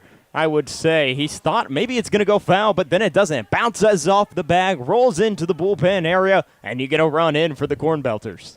One away, runners at first and second for the captain, Nolan McCrossan. Joyce's first offer taking off for third is Ben Vogley. Throw down, not in time, slides in safely. Another stolen bag for Ben Vogley, his third of the night, his 19th on the season. Man, Ben Vogley showing off the Jets. Had a fantastic jump from second, dove into third, the dolphin dive that you see most NFL tacklers try and do to try and take down a runner, and Vogley does it there to dive into the bag. And now you have runners on the corners for the Cornbelters. Pitch to the plate was a strike. Nolan McCrossan behind in the count 0-1. Runners at first and third with one away. Here's the 0-1. Catches the outside half with a heater. 90 miles an hour from Joyce. Stanek dancing around over at first. Now Sobieschek holds him on. Captain McCrossan awaits the 0-2. Long pause. Here it is. Grounded on the right side. Second baseman making a diving stop, Augustiniak, but another run comes in to score. An RBI ground out from Nolan McCrossan. Any way that you can do to bring in a run, do it. For the Cornbelters, seen it twice this game. Just a nice ground out, but you bring in a runner from third and laying the ball down into the grass to let it roll out, forcing a runner to come in. Great way for the Cornbelters to take a 3-run lead. Stanek advances to second, 2 away. It'll be Addison Worthman from the right-hand side. Augustiniak holds on Stanek. Joyce comes home. Runs in, nearly catches Worthman. High and tight with the fastball, 92 miles an hour. Cornbelters extend the lead with 2 runs already across in the frame. 7-4 they lead here at Nelson Court Field. The 1-0. Breaking ball drops into the zone for a strike. 1-1 the count to Worthman. And Alex, I want to go back to that ground ball that was hit by McCrossan, his 4th RBI of the day. Very impressive throughout the day in 3 at-bats. The 1-1. Breaking ball held back on Worthman smartly. An outside breaking ball. Tailed away from it. 3 of those coming on a long home run back in the first inning from McCrossan. Joyce comes set at the belt. 2-1. Big swing and a miss, strike 2. 2 out, runner on second, Jackson Stanek. Belters 2 already across in the frame, looking to add on. The infield shifts back, third baseman Aubrey playing behind the base path. 2-2 the count to Worthman. Joyce comes home. Flied foul over to the right-hand side. Worthman stays alive. And that's the fastest pitch that any batter has seen tonight, 93 miles an hour, and trying to keep up with that for such a young player is very hard to do. But he does there and fouls it away. 2 away, runner at second. The count 2-2. Joyce gets his sign, comes set at the belt. Check on Stanek at second. The right-hander's deal. Misses head high with a fastball, 92 miles an hour on the heater, and the count runs full. Cornbelters lead the LumberKings 7-4 here in the top of the 5th. Full count, 2 away. Jackson Stanek, the runner at second. The payoff. Misses upstairs. Addison Worthman, a 2-out walk. Runners at first and second for the Cornbelters. And there you go, Worthman. You've had a tough day, but now you reach base drawing a walk. And now Eli Keyser, who missed a few games due to an injury, now coming back in. Can he put the pressure on the LumberKings and potentially make this game out of reach? But this may be it for Joyce. Only going through 2/3 of an inning. Now a mound visit. Before Keyser can bat, Trevor Burkhart, the LumberKings manager, heads out to the mound. Seems to be the end of the day for Lawton Joyce, and not one he'll remember too fondly. Hit by pitch to start the night, a pair of singles and an RBI ground out. Brought in 2 runs. Burkhart will retreat back to the dugout. Not too often you see the manager go out there and leave the pitcher in. Joyce will face Keyser with first and second and 2 away. Belters still just 4 hits to the LumberKings 7. Flip that around, 7 runs to the LumberKings 4. Joyce comes set at the belt. Nothing. Clips the bottom half of the zone with a strike. Reach deep for that heater, 91 miles an hour. Keyser, a green-barreled bat, comes to rest on his green jersey. The 0-1. Thought about it, holds back on a called strike on the inside half. Joyce ahead 0-2. The mound visit seems to have worked wonders. This will be his 19th pitch of the inning. Runners at first and second, 2 away. Stanek takes for third. The 0-2. Breaking ball, strike 3. Goes down looking.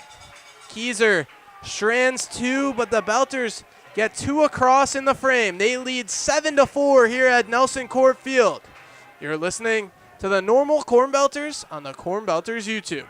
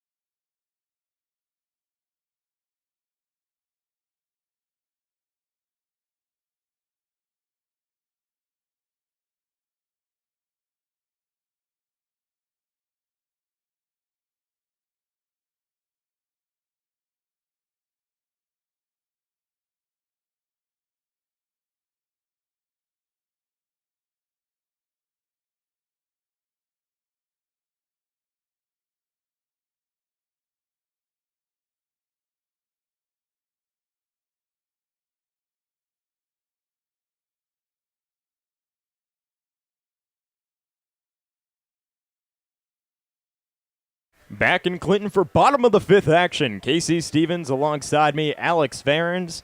And the end of the day for Brock Faraday. An effective outing for him so far, but Billy Du Bois goes into his bullpen and pulls in a guy to come up and close this one. Faraday really settled in after a 3-run first inning. Lucas Zachman comes in to replace him. The right-hander is someone the LumberKings are very familiar with in that 10-0 slaughter. He went 5 innings of just 2-run ball. Zachman, the righty, will now step in. Will face Gavin Aubrey. He singled back in the first and grounded out in the second. Lead things off here. And already digs in and taps home plate twice. Brings his bat up and holds it over his shoulder. A deep breath from Zachman. First pitch for this at-bat is a strike. Casey Zachman, a much easier task than last time he was called upon here at Nelson Court Field. Replaced Jake Swartz after he threw to just 3 batters without getting an out. Was able to carry him deep in the game. The 0-1 curveball runs away from him and goes up high. Make the count 1-1. Notice the Clinton faithful getting a little rowdy here at Nelson Court Field. The 1-1 in the zone, but below it for a ball. Seems as though every pitch here tonight, Casey, is met with either boos or cheers, depending on home plate umpire Tim Sewell's call. 2 balls and 1 strike to Aubrey. That pitch is lined well onto the ground. Now trying to keep it in front of him is Veracruz, but he cannot. An infield single to link things off is Gavin Aubrey. Tough play from Veracruz. Kicks off the lip where the grass meets the dirt and hops up high. A ball that didn't bounce above Veracruz's knees suddenly jumps up to his chest, able to keep it in front of him, but Aubrey quick to first. They'll rule that as an E5. Harsh. Tough bounce. Kept it in front of him, just couldn't zip it over to first for the out. A runner on first, no one down here in the bottom of the 5th. A 7-4 lead for the normal Cornbelters on the road. Isaac Sobieschek, the first baseman who doubled with 2 RBIs back in the first. First pitch to him for this at-bat's in the zone for a strike. So Check flew out into center field back in the third.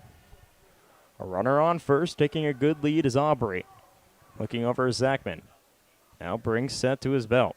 Nods to his catcher, kicks and fires. His pitch is fouled away for strike two. Aubrey in the top 10 in plenty of leaderboards, Casey. A stat he's yet to record this summer, a stolen base. If he gets a good jump, he could get one here on an 0-2 count to Silbeschek.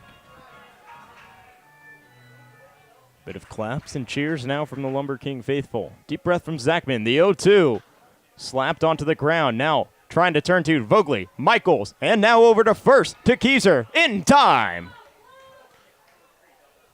What a play.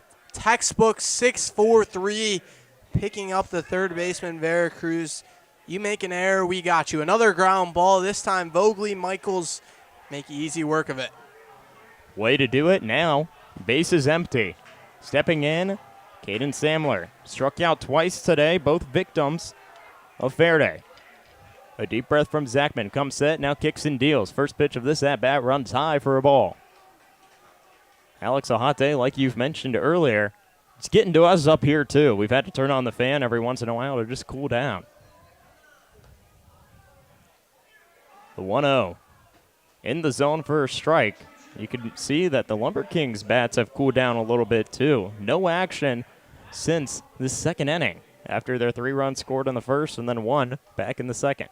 7-4 lead for the Cornbelters. This pitch runs way outside for ball 2. Yeah, whatever magic Brock Faraday did to cool down the Lumber Kings bats, we could use some of that up here in the booth. Samler, and looks like the first base coach. Ron Juris up and out of the dugout. Not something you see too often. Pointing into the stands. Now Ryan Willard joining him. They're motioning to the field umpire, A.J. Johnston. Believe we may see a fan thrown out of here. Now they go over to talk to Billy Du Bois. Alex, how often do you see this? Fans are allowed to chirp, but sometimes if it gets a little too verbally abusive to some of the players or coaches, they are allowed to complain to the umpires, and seems that these guys have been rowdy all games. They're trying to hype up their crowd and get everyone rowdy. Now, the coaches for the Cornbelters will head into the dugout. Looks as the umpires will then come and discuss with, I believe, the general manager for the Lumber Kings. There's about 15 Lumber Kings super fans, a nice way to refer to them, sitting right behind the Belters dugout, spewing abuse all day. Something obviously caught Ron Juris' ear, a guy who you're not going to see with too much emotion, one of the older coaches on this Belters staff. He raced up and out of the dugout. Some extra fans joining over. Not sure if they're pleading for or against the Lumber Kings fans. Now, like you mentioned, Casey, the umpire is talking with a member of the ballpark. I think their night may be done, those young fans. Continuing to chirp. Absolutely, and they're going to continue to go to Coach Ron. He's pointing to a few people. I mean, how often do you see this? You normally see the coaches get thrown out of games, not fans if it does proceed to happen. And some more staff members of the Lumber Kings will come in and collide with this conversation. Billy Du Bois now will come in. To get Ron Juris this angry, Casey, they must have really said something. Now they're up cheering again, pointing over to the Lumber Kings dugout, getting some support from their players. Now security will walk over. We'll see the outcome of their night. They may just need to be checked in on, and when there's kids around and maybe vulgar language being used by other fans, you don't want that to spoil a night. It looks like the security is calling over a few fans, and this may be the end of their night. They're getting talked to by, I believe, it has to be the general manager for the Lumber Kings. He's going to check in with these fans and maybe calm them down. If not general manager, someone of extreme importance here. Absolutely, and we'll just see if this can get back to the game. 2 down here in the bottom of the 5th. A 7-4 lead for the Cornbelters, seeking a win on the road after a 4-game losing streak entering today. Still Samler. The 2-1.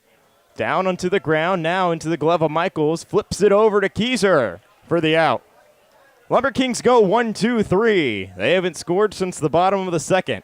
A 7-4 lead here for the Cornbelters. You're listening to Cornbelters Sports Radio here on the Cornbelters YouTube.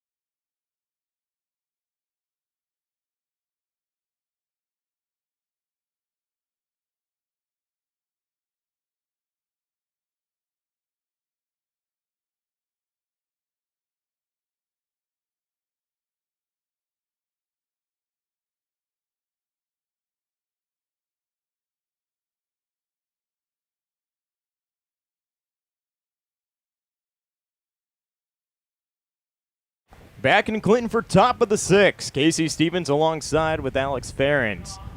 Leading off will be Carter Blinkney. His day so far 0 for 2, but replacing Lawton Joyce coming in, Jackson Woolers.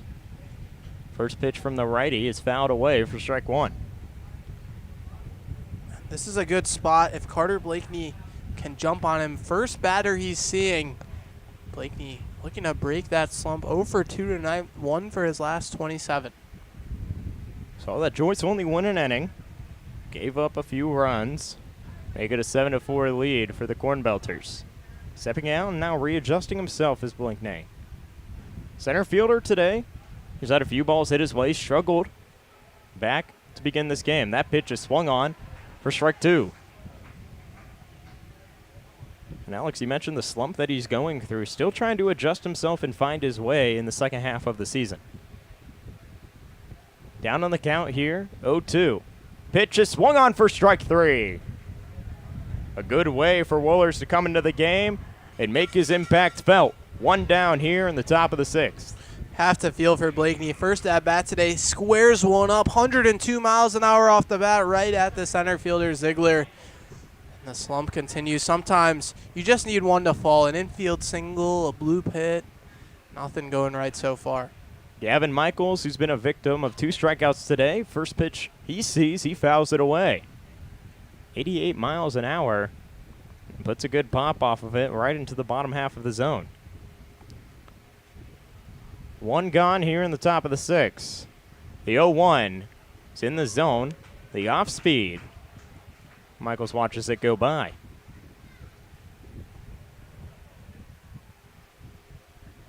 The 0-2. Michaels watches that one go downstairs towards the feet. Make the count 1-2. Alex, for Michaels, hasn't seen the ball much today. 2 strikeouts. Not trying to be another victim here. Thought about going around, but that pitch is inside for strike 3. Back-to-back Ks. Michaels feels hard done by, and KC probably correct. Pitch on the inside half of the zone. Not particularly close to the strike zone. Charlie Veracruz will step in. He swings on this first pitch he sees of this at-bat. Hit by a pitch twice today and struck out back in the second. Woolers is looking to go 1, 2, 3 here if he can get another punch out. The 0-1 pitch. Hit grounded onto the floor. Now a throw over to first for out number 3. Cornbelters go 1, 2, 3. We'll head into the bottom of the 6th. A 7-4 lead for the Cornbelters. You're listening to the Cornbelters Sports Radio here on the Cornbelters YouTube.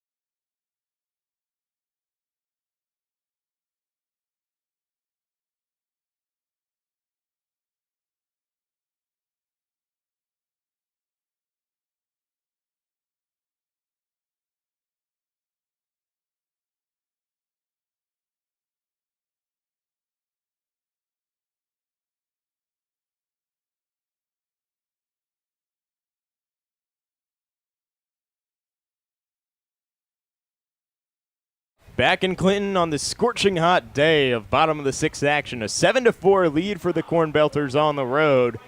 Not much action for the LumberKings since the second inning. They're looking to get their bats going. Lucas Zachman, the righty, takes a deep breath. Now leans in. Nods to his catcher and gets set at the belt. First pitch of this at-bat is in the zone for strike one against Cole Landclose.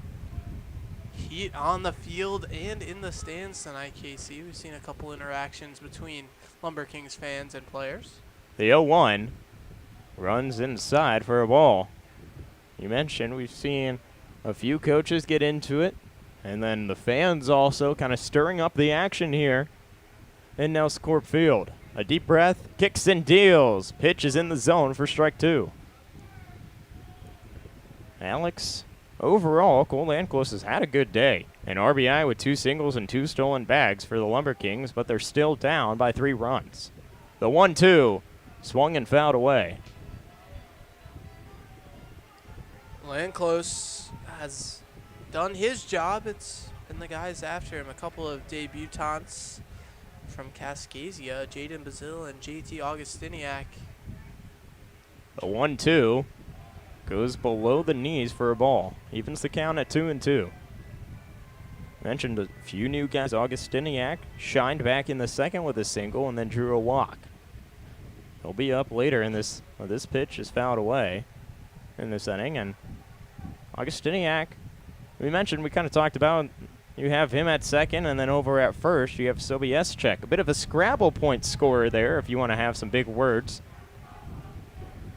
The 2-2 fouled away. A long at-bat here to start the bottom of the 6th. Casey, 59 points on the right side of the infield for the LumberKings. Did you look that up, or is that a true fact? I had to look it up. Is that what you're doing on the bus? My grandmother always takes me down in Scrabble. I needed some help from ChatGPT. 2 balls, 2 strikes, no one down here in the bottom of the 6th. Pitch is hit well onto the ground into the glove of Vogley. He throws it over to first to Keyser to collect the out. It's unlucky for us broadcasters, Casey, that doesn't make up the middle half of the infield. You could have a case where 59 Scrabble points turn 2. We'll have to settle for the right side of the infield. Cornbelters, Veracruz, that may be the longest name that they see. The most points scored in their Scrabble board. First pitch in the zone to Bazil. There's a Y. That's got to be worth something. All right, there's a lot of letters being used. Can't spell it off the top of my head. The 0-1 off speed is fouled away. I got to ask you, have you ever seen those videos of the spelling bees? Right. Have you ever tried to spell any of those words? You know, those are out of my lexicon, I believe. The 0-2 was fouled away. Casey, what if I told you I won my local spelling bee back in 4th grade? I'd be very impressed. Did you? I did. Wow. Then I made it to the next round. It was a regional competition. I got blown out of the water. Oh, did you have to study, or? The 0-2 runs outside for a ball. That might have helped had I studied. Should have. Augustiniak, Sobieschek, if those were on there, I might have gone a little further. Brazil down on the count 1-2. May need to study this next pitch. The 1-2 pitch is down below the feet for ball 2. Zachman threw 5 innings last time he pitched here at Nelson Corp Field. We'll see if Billy Du Bois asks him to go that long again this time around. 2 balls, 2 strikes, 1 out. Kicks and fires, laces this one into right center. Moving over to his left is Worthman, and he'll run in and collide with Blinkney. Both of them fall to the ground. A possibly triple here. Sliding into third is Brazil. The collision out in right center allows a 1-out triple for the LumberKings. It's going to go down as an E9, KC, but I'm not sure how much you can blame Addison Worthman. He's over there about to make the play, and Carter Blakeney runs into him. It's the center fielder's call at the end of the day, but Worthman in a much better position. 2 guys that aren't necessarily used to that position. Worthman typically the left fielder for the Belters. Center fielder Blakeney usually plays in right. That time, ugly collision. Luckily, both of them seem to be okay. JT Augustiniak will step in, and after the collision, like you mentioned, and right center, both of those outfielders are standing up tall. The infield now creeping in. The first baseman, Keyser. First pitch to Augustiniak is swung on for a strike. A runner 90 feet away for the LumberKings to potentially get their first score since the bottom of the second. 7-4 lead for the Cornbelters here in the bottom of the 6th. 1 down. Zachman kicks and deals. Pitch hit right back to him. He throws it over to Keyser. He steps on the bag, and they hold the runner at third. Good play from Zachman. Looking back, the runner Bazil, forcing him to hold. May have had a chance if he fired it over to third to get him going back to the bag. Opts to go to first. His throw to first, not great, but Keyser with all the time in the world to get back to the bag. 2 down here in the bottom of the 6th. A runner 90 feet away for the LumberKings. Brady Schinkel steps in. First pitch off speed, runs a little high for a ball. Schinkel on the day, Alex. He grounded out and then popped out. 0 for 2, looking to get on base and bring in a run. The 1-0, laced well into center field. Blakeney tries to move in on it, but a run from third will score. He'll collect it in a single.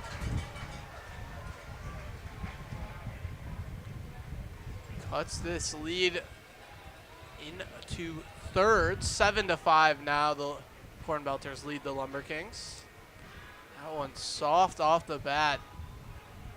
Just 72 miles an hour, falls into shallow center field for a 2-out RBI single. First score since the bottom of the 2nd for the LumberKings. 2 away, and a 7-5 lead for the Cornbelters. A runner on first after the RBI single from Brady Schinkel, and the order will flip over. Jaden Ziegler will step in, but checking on the runner is Zachman. Brody Schinkel, 5 stolen bases so far this summer. Runs back, and we talked about the dirty jerseys by Veracruz earlier in this game, but it looks like may have some competition with Schinkel on first. His jersey very dusted from diving back in a few times. 2 away. This pitch hit well into left field, but it'll be fouled away. The kicker there, KC, that one smoked off the bat, 102 miles an hour. Charlie Veracruz isn't even wearing his own jersey, wearing Jacob Greer's number 44. I'm sure Greer not thrilled with his buddy Chuck. Veracruz on the hot corner today over on third. The 0-1 now breaking from first, trying to get into second is Schinkel. The throw, not in time. He grabs the stolen bag, his 6th of the season. Now you put a runner in scoring position, and already 1 run scored here in the bottom of the 6th. A 7-5 lead for the visiting Cornbelters. Ziegler, the 1-1 count. Deep breath from Zachman, kicks and deals and swings and misses for strike 2. Wheeler takes a deep breath, steps out of the box, steps back in, taps home plate, brings his bat up. 1 ball, 2 strikes, 2 away. Here in the bottom of the 6th. Zachman looks to punch him out, but this pitch is fouled away. Just gets a piece of that one. Good breaking ball, breaking away from the right-handed hitter. Ziegler able to touch it off McCrossen's glove. Overall, with a 1-2 count and 2 outs, Cornbelters looking to get their bats back and try and fight back after allowing a run here in the bottom of the 6th. 2 away, a 1-2 count. Clinton faithful getting into this game. Zuckman kicks and fires. The check swing, but the throw over to third, trying to get the runner, and Schickel not in time. He grabs his 2nd stolen base of the night. LumberKings seem to have figured out McCrossen a little bit. 2 stolen bags. Schinkel taking 2nd and 3rd. Not the fastest guy in the world either. Long at bat for Ziegler. The 2-2 runs near the feet for a full count. 3 balls, 2 strikes, a runner 90 feet away for the 2nd score here in the bottom of the 6th. A 7-5 lead for the Cornbelters. 2 away. Deep breath from Zachman. Kicks and fires and fouled away. See another one. The Nelson Corp faithful really getting into this game here, Casey. You have to. It's a close game. 2 runs separate these teams. Cornbelters riding a 4-game losing streak entering today. Clinton sits in first place in second half standings in their division. The full count. Zachman stares down. His catcher trying to go all the way around. Did he? The appeal to the infield umpire said he did. Ziegler goes down on strikes for the 2nd time tonight. Cornbelters have a lead of 7-5. Head into the 7th inning here on Cornbelters Sports Radio.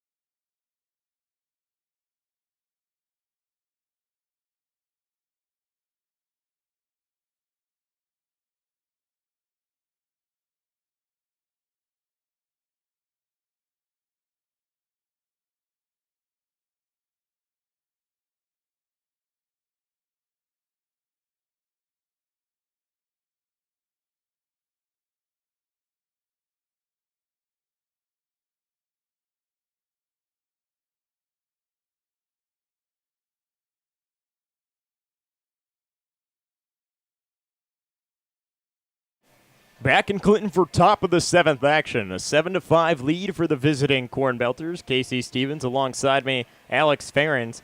And, I mean, you got to keep the guy on the bump. And Jackson Wohlers went 1-2-3 with 2 Ks back in the 6th. In complete control of this Belters lineup, but now his job gets a little harder. He faced the bottom half of the order. Now 2-3-4 due up for the Belters. Ben Vogley will be the first to take charge here in the top of the 7th for the Cornbelters. The lefty has 3 stolen bags and a single to his name. He takes a deep breath. Now this pitch outside for ball 1. LumberKings yet to figure Vogley out. A pair of singles and a hit by pitch and 3 trips to the plate. First pitch was outside for a ball. Second pitch of the at-bat, outside again for ball 2. Vogley ranks in the top 25 of Prospect League for walks drawn, 26. Up in the count here. The 2-0. Vogley laces one into center field. Now moving back is Ziegler, and he'll collect the first out. 99 miles an hour off the bat. Ziegler his hand may hurt after tonight. A couple of really hard hit balls right at him. The latest victim, Ben Mogley. Tyler Thompson, the right-hander, has an RBI back in the third off of his ground out. Taps home plate twice. One down here in the top of the seventh. A 7-5 lead for the Cornbelters. First pitch to him, the appeal to first. He did not go around. Be a ball. Alex Thompson injured. Cornbelters went 0 of 3 without him in their lineup. They have a lead with him in it tonight, and he puts good contact on this ground ball. Now moving over is Brazil over to first for the second out. Yeah, he doesn't prove my point on that swing. A ground out easily rolled to shortstop, but he's made an impact on the lead so far. He has. He brought in a run, and without that run, it would be one run separating these two teams. Scored himself back in the first. 2 away in the top of the seventh. Jackson Stanek. First pitch to him is in the zone towards the knees for strike one. Stanek on the day has a single with an RBI. He's down on the count, 0-1. Puts good contact on this ball, but the shift put into play. Now moving over. Now trying to step on first. Not in time. Taken off the bag was Wohlers. And Stanek will reach. Wohlers taps the safety bag. A throw well in front of him. Looked like he toe tapped. The umpire will say he touched the safety bag. Not viable in getting Stanek out.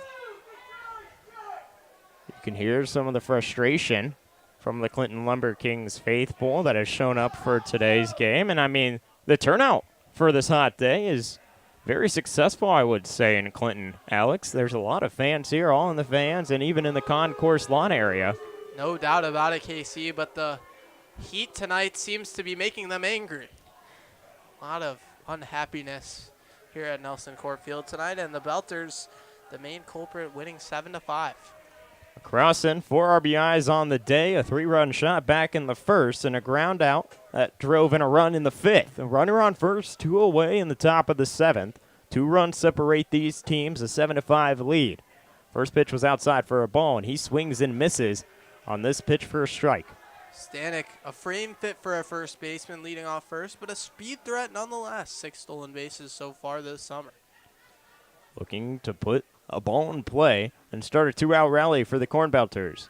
Pitch well below for a ball. 2 balls, 1 strike to McCrossan.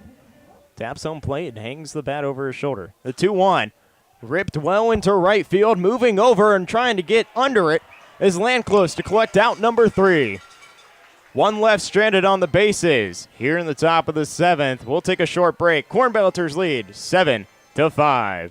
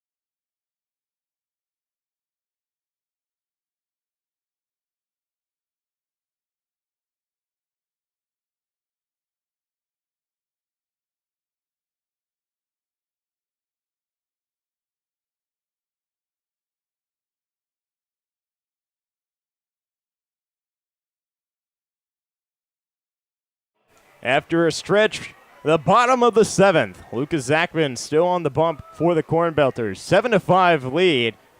We mentioned they ride a 4-game losing streak coming into today, looking to stop it on the road, which has been a hard task throughout the season. A 6-10 road record compared to a 9-4 home record for the Cornbelters. Casey, if they win tonight, they sit just a game and a half back off the top. The Clinton LumberKings currently in pole position in the Northwest Division for the second half. It's going to be a hard task compared to this tough LumberKings lineup that has produced 5 runs today. They answered with one back in the 6th after being held scoreless through the 3rd, 4th, and 5th innings. Leading off will be Noah Thine. Struck out back in the 4th, a sac bunt in the 2nd, and singled in the 1st. Takes a deep breath and hits home plate twice. His feet right on the edge of the chalk. Zachman kicks and deals off speed, a little high for ball 1. Zachman takes a deep breath and gets set at the belt. Kicks and fires, and pitch runs up high for ball 2. Turned away from that one, Thine, a pitch that was over the plate. Luckily for him, it ran upstairs. Cornbelters defense bends their knees slightly, and that pitch bends into the zone for strike 1. Ryan Willard bringing the outfield in a few steps against Thine. Thine entering today, hitting .444. The 2-1. Good contact into left center. Blankney moves over, but calling everyone off is the left fielder making the diving effort near the wall is Thompson to collect out number 1. Jumped pretty high into the air, Thompson, to make that play. Lucas Zachman will be pleased to have Thompson back in the lineup tonight. Man, did the Belters miss him in their last 3. Cornbelters losing 4 straight. Thompson, he's made an impact today.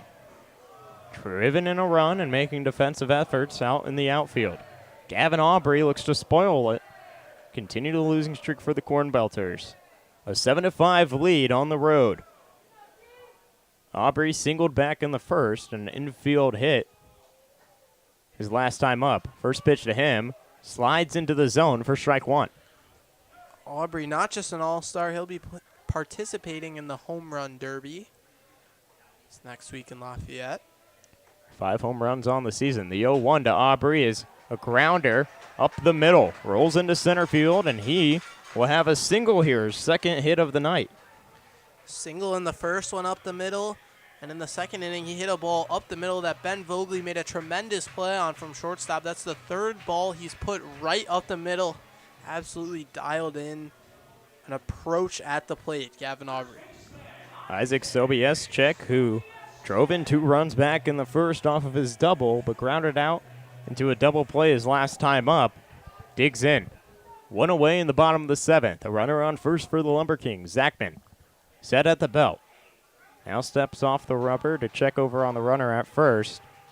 Maybe in his head slightly. With a close game, Alex. It's getting rowdy here in Nels Corp.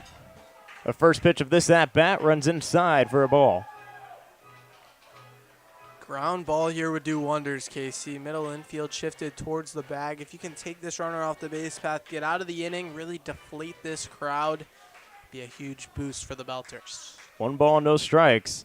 Pitch in the zone for strike 1. The middle infielders and Vogley and Michaels for the Cornbelters. Short and second. Third is Veracruz and Keyser on first. Taking a good lead is Aubrey after his single. 1 away in the bottom of the 7th. 7-5 lead for the visiting Cornbelters in Nels Corp Field. Pitch down near the feet and bounces into the glove of McCrossan for ball 2. 2 balls, 1 strike, 1 out. An arm getting warm in the Cornbelters bullpen. Zachman looks over at first. Gets set at the belt.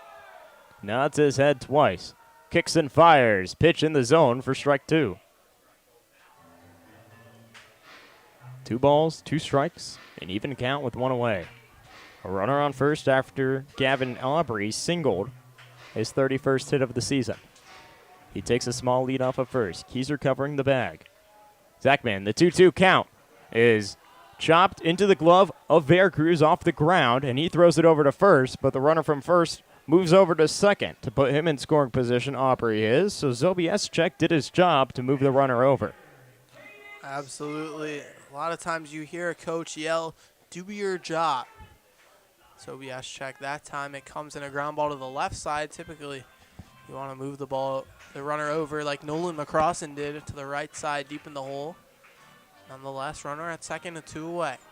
Caden Samler is been an easy out for the Cornbelters today. 0 of 3 with 2 Ks. Runner on second. Zachman, first pitch, gets in the zone to get ahead in the count. 0-1. Welcome to the Prospect League, Caden Samler, say the Cornbelters. 2 strikeouts and 3 trips.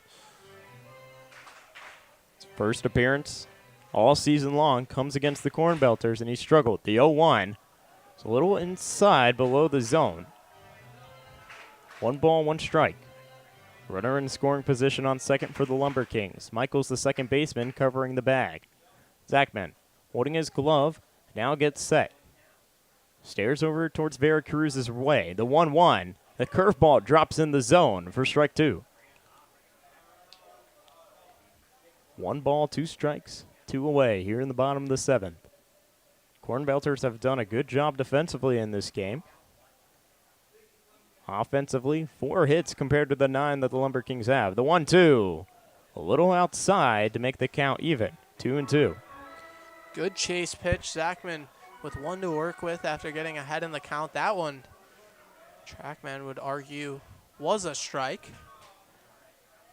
An even count, 2 balls and 2 strikes. The 2-2, ripped onto the ground. Veracruz tries to throw it over to first. The tag, the dive. Is he out? Keyser may need to tap the bag. He holds on to the ball. The field umpire, I believe, calls him out. What a play. Charlie Veracruz backhands that ball, scorched off the bat, just behind the bag, throws it over, takes Keyser into the base path. He applies the tag on Samler. Field ump, I believe, just making sure that Keyser held onto the baseball. Confirmed he did. 3rd out of the inning. 2 up for the Cornbelters, Worthman, Keyser, and Blinkney. We head into the top of the 8th, a 7-5 lead for the Cornbelters.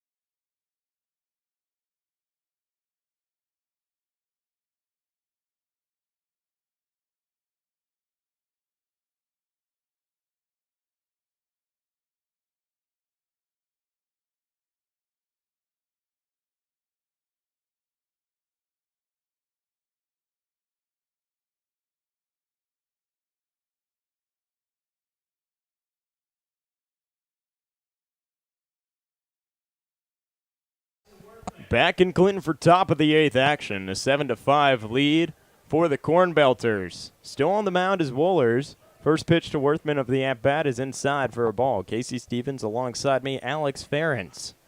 And Alex, so far, ever since Jackson Wohlers came in, he's been effective. Finds the zone there for a strike. Shut down this Cornbelters offense that has been as hot as the day. Over 90 degrees at first pitch, dropped down to around 88. A 1-1 is a little high for ball 2. Belters bats caught some of the heat, the humidity in the air. 4 runs in the top of the first. 2-1 is outside for ball 3. Haven't looked back, kept the lead this whole game. Brief stint tied at 4, immediately pulled back in front. 3 balls, 1 strike. Worthman fouls it behind home plate. Run the count full. Mentioned that it was tied for 1 point. Then the Cornbelters wanted to take control of the game. Back in the 3rd, got a run up, and then the 5th scored 2. Make it a 7-5 ball game. Full count to Worthman. The payoff pitch ripped well into left field. Does it have the distance? Yes, it bounces off of the wall. Worthman rounds first. Now we'll have a stand-up double to lead the top of the 8th off. My goodness. Seemed as though Addison Worthman had a second home run of the year. It hit an all-white Prairie Farm sign. The ball disappeared. Suddenly it appeared back in the field of play. Schinkel chasing after it. But my goodness, almost any other park, that's out of here. I'll make a pinch runner change. Dylan Cody, one of the speedsters on the Cornbelters teams, will take Worthman's spot. I think the plan here, Casey, is that upon returning to the field, the Belters may have chosen to make a defensive substitution anyways. Why not get the faster Dylan Cody on the base paths? Worthman let a ball fall right in front of him to end the game last time the Belters were here at Nelson Corp Field. Double from Worthman, and now a good pitch and a swing and a miss by Eli Keyser. So with that fresh in Billy DuBois' mind, plus the ball dropped in the outfield when Blakeney and Worthman collided, why not let Cody loose? Cody has found his way from the beginning of the season towards the top of the lineup. Was hot to start and then cooled down, looking to spark things back up in the second half. An 0-2 count now to Keyser. Puts good contact off of this between the gap of second and third. Cody now on third will be held, and the first hit of the day for Keyser comes in a crucial moment here in the top of the eighth. Cody, 17 stolen bags. They thought about sending him around third. Would have been a death sentence as that ball didn't get far into left field, but first and third for the Cornbelters. Carter Blakeney comes in. He struck out his last time up back in the sixth to Wohlers. Runners on the corners, no one gone here in the top of the eighth. A 7-5 lead for the Cornbelters. First pitch is outside and swung on for a strike. Breaking ball that dropped off the face of the earth. Blakeney really not seeing the ball well right now. Well out in front of that one. Blakeney hitting just a few ticks under 300. The 0-1 to him. Runs upstairs for ball one. On the day, a hard hit ball into center field and then flew out the second baseman, and then a strikeout. 0-3, the 1-1. Swung on, missed. The off speed made him go around for strike two. Runners on the corners for the Cornbelters. Cody on third and Keyser on first. Any ball kicks away from Thine here, expect Cody to try and score, even if it's not too far away from the catcher. 1 ball, 2 strikes, checking on Keyser. Tag not in time. He slides back in. Wearing a black glove mitt. Takes a good lead off of first. Cody on third, tapping home plate twice and bringing his bat up is Blakeney. 1 ball, 2 strikes. Pitch runs low to even the count at 2-2. Alex Overall, the Cornbelters. That double by Worthman. I got lost with the ball too, thinking that one was gone, but just the higher wall in left center that runs all the way to right center really fools your eyes. If that sign, KC, was blue, let's say, I don't think you lose it, but with the white sign, the high fence, that ball was smoked, easily confused. Runners on the corners and checking in on Keyser again is Wohlers.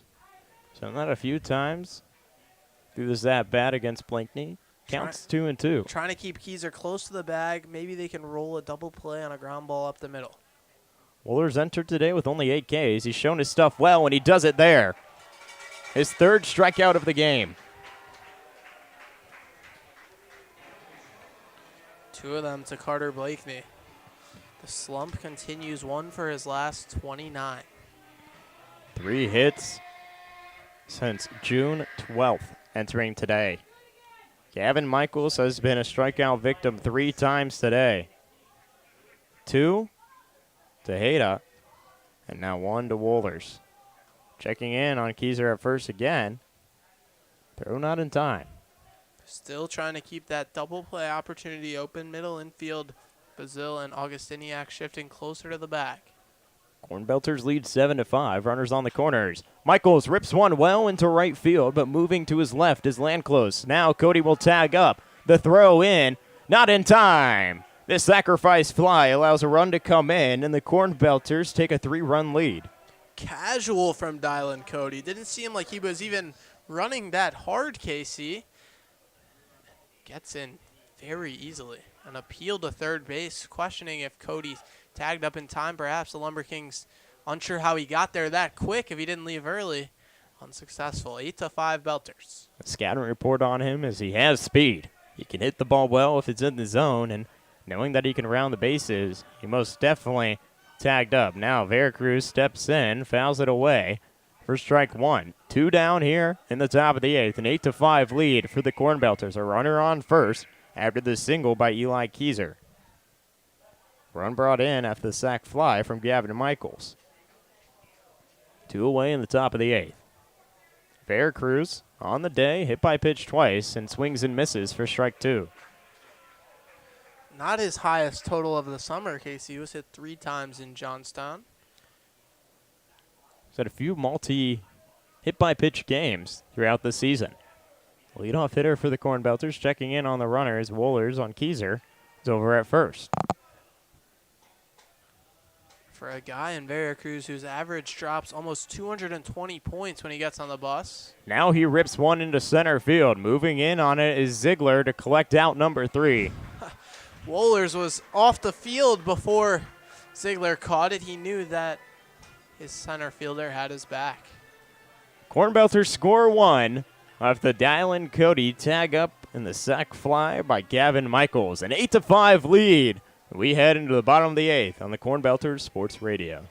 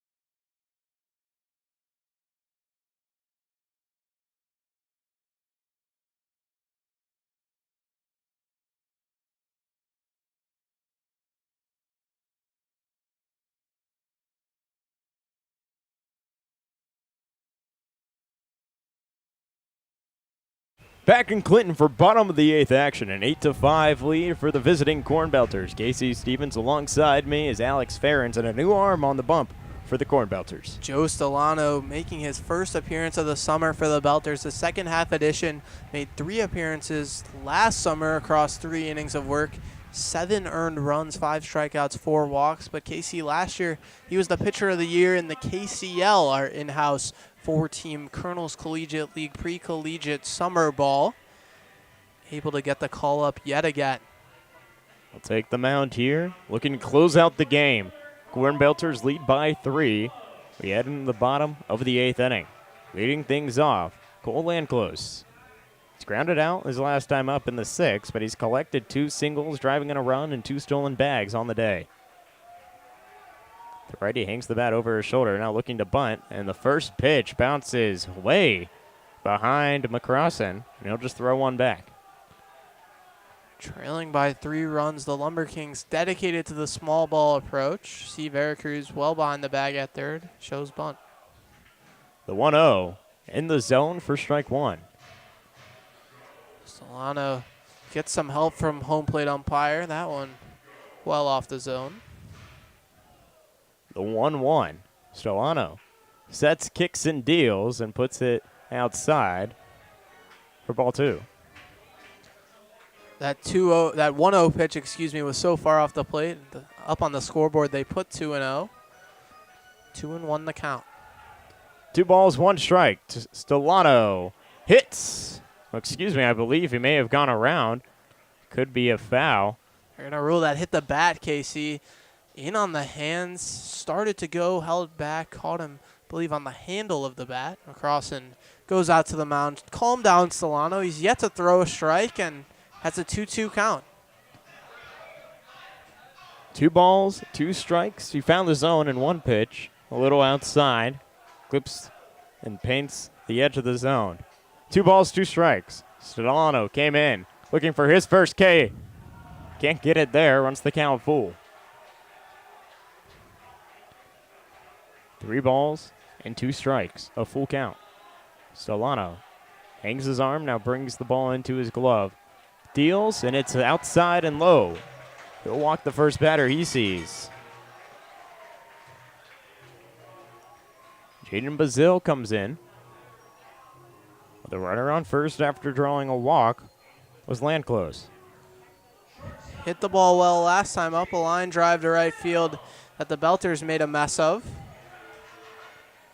See, a mound visit now for the Cornbelters. Looks like a new arm warming up. A righty in the pen. For Stellano. Met him on the bus earlier today. Really nice, joyful guy.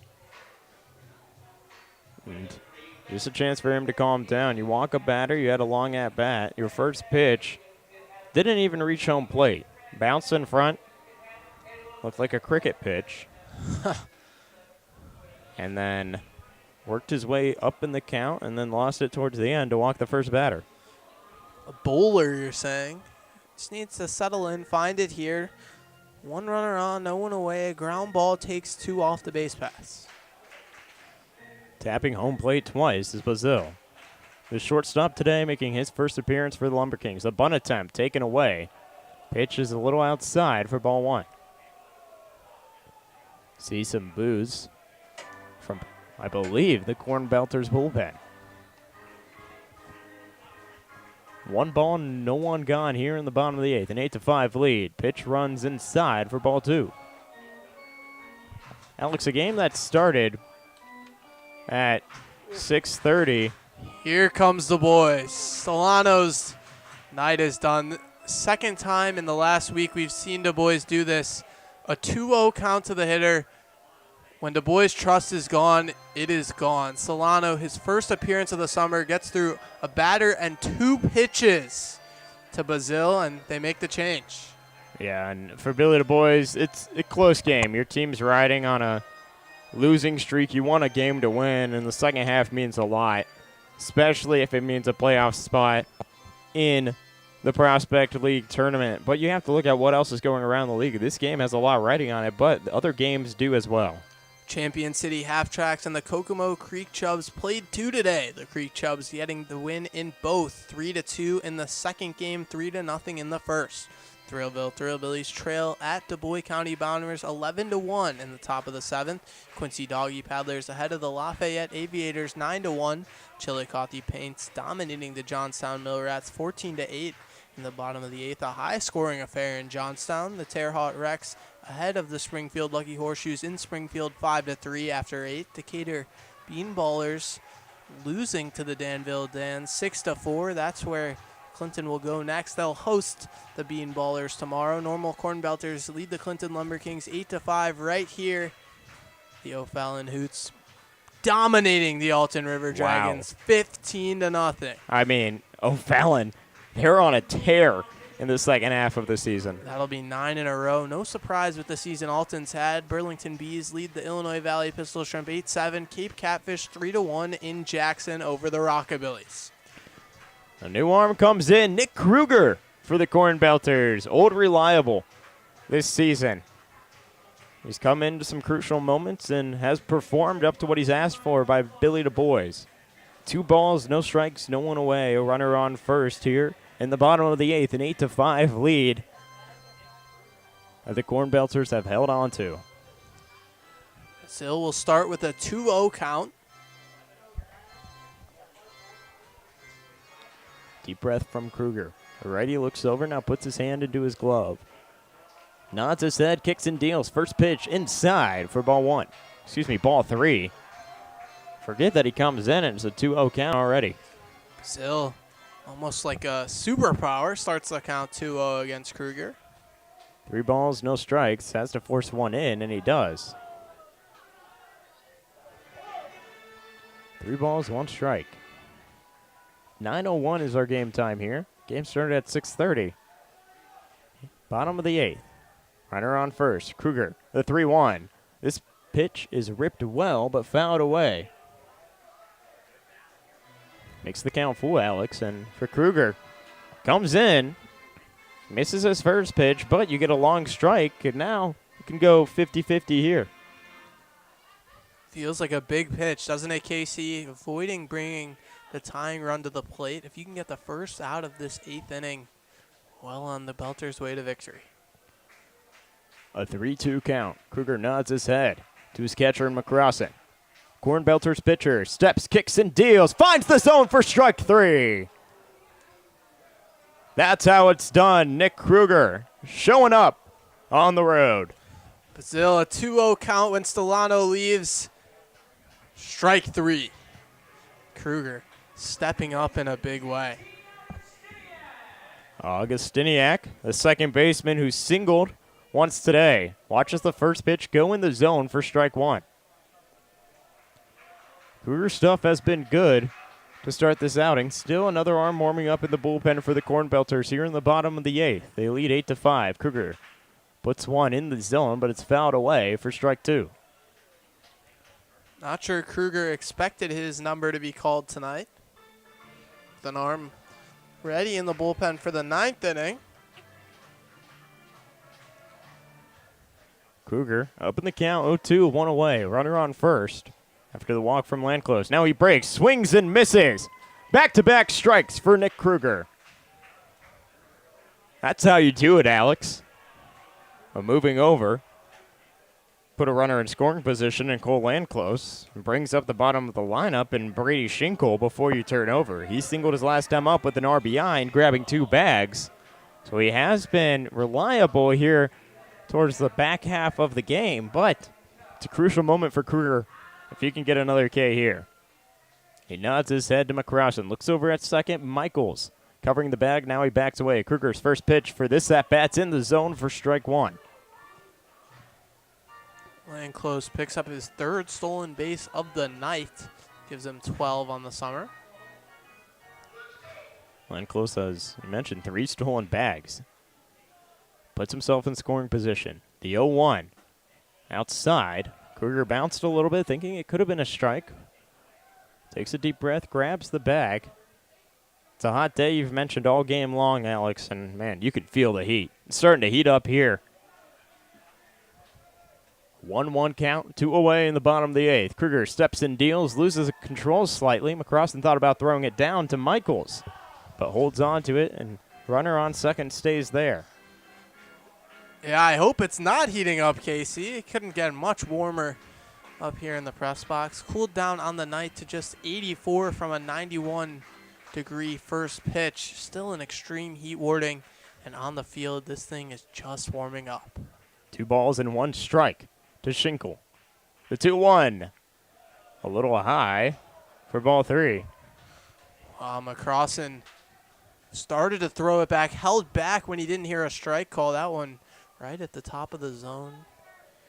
An inconsistent zone all night for Tim Seward. He won't want to see the balls and strikes report after this one. 2 away in the bottom of the 8th. An 8-5 lead for the Cornbelters. Kruger finds the zone there to make the count full. A makeup call on a breaking ball well outside. Schinkel can't be too mad with that, but the count is full. 3 balls, 2 strikes, 2 outs. Kruger has back-to-back Ks. Can he get his 3rd in a row here? A deep breath looking over at second. Michaels backs away. The 3 in a row. Nick Kruger. That's how it's done. Cornbelters hold on to an 8-5 lead. They grab their bats heading into the top of the 9th.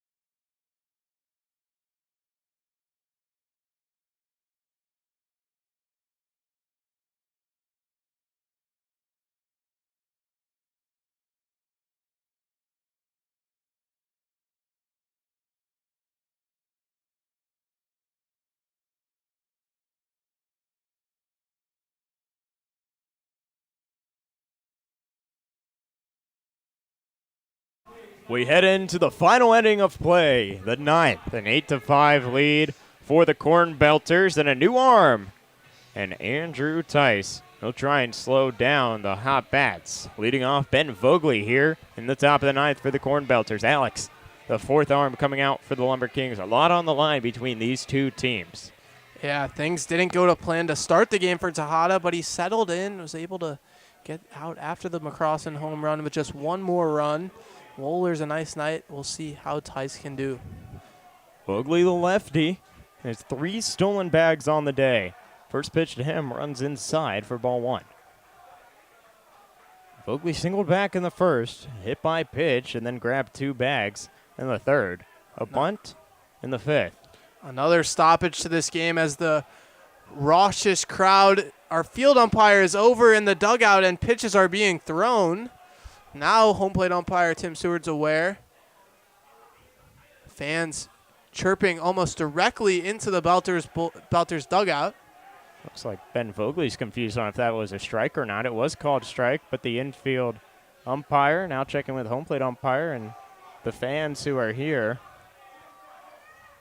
Now the players and the coaches for the Belters chirping back. They'll head back to the LumberKings side. A word with the general manager doesn't seem to be a reprimand, but they'll head back to the LumberKings side. Tuesday is always an interesting night with Prospect League teams typically featuring $2 Tuesdays, perhaps some overserved fans. Billy Du Bois is extremely unhappy. That's the second time the game has been interrupted by craziness from the stands, and yet they seem to be allowed to continue at the ballpark. Still waiting for confirmation on if that last pitch was in the zone. Ben Vogley was confused, and the home plate umpire will say 1-0 count. No pitch. It will be a redo pitch. The 1-0 to Vogley in the zone for strike 1. There it is. Same result, just one pitch later. The noise hasn't lessened. It's just further away from the Belters dugout. 1 ball and 1 strike to Vogley. Cornbelters lead 8-5 in the top of the ninth. The 1-1. Vogley hammers one into the ground, into the glove of Tice. Now he'll toss it over to first for the first out. Tice stared into Vogley's heart after he nabbed that one. A good play, but remember, you're down by 3 runs in the top of the ninth. Some LumberKing humility potentially in store, assuming that the Belters can close this one down in the bottom half of the frame. Not done yet in the top either. Cornbelters, Tyler Thompson, the righty. First pitch to him for at bat is lifted well into right field. Moving back is land close to the warning tracks to collect out number 3.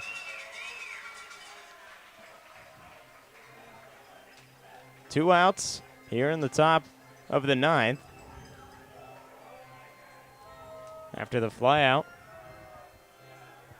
by Thompson. Jackson Stanek, the designated hitter today, who singled back in the 5th with an RBI. We'll dig in. First pitch to Stanek. He watches it go way below the knees for ball 1. 1 ball, no strikes, 2 outs here in the top of the ninth. Stanek fouls one behind the entire stadium, and it will fall back down. Man, Casey, I would love Jackson Stanek to put one about 450 feet into right field and tell these guys to sit down. 1 ball and 1 strike to the power hitter in Stanek. Watches that one go around. The appeal to first. He did not. Fine, pointed to third. A little confused, but nonetheless, Stanek held back.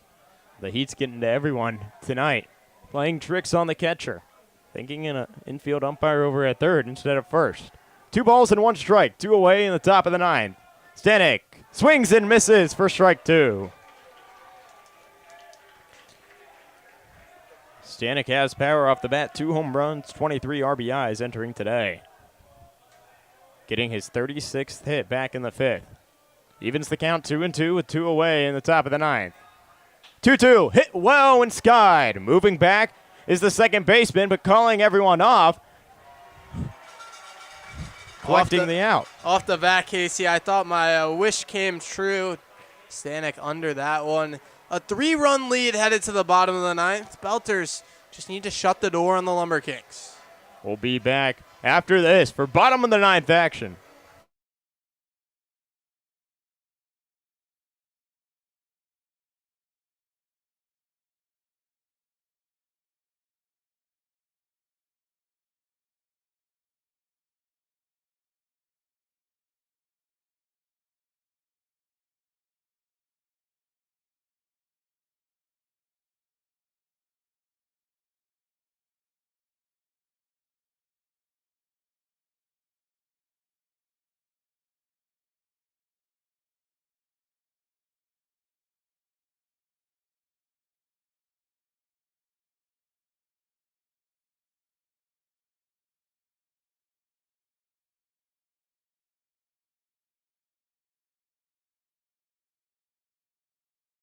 Back in Clinton, Casey Stevens with Alex Ferens, and we are in the bottom of the ninth.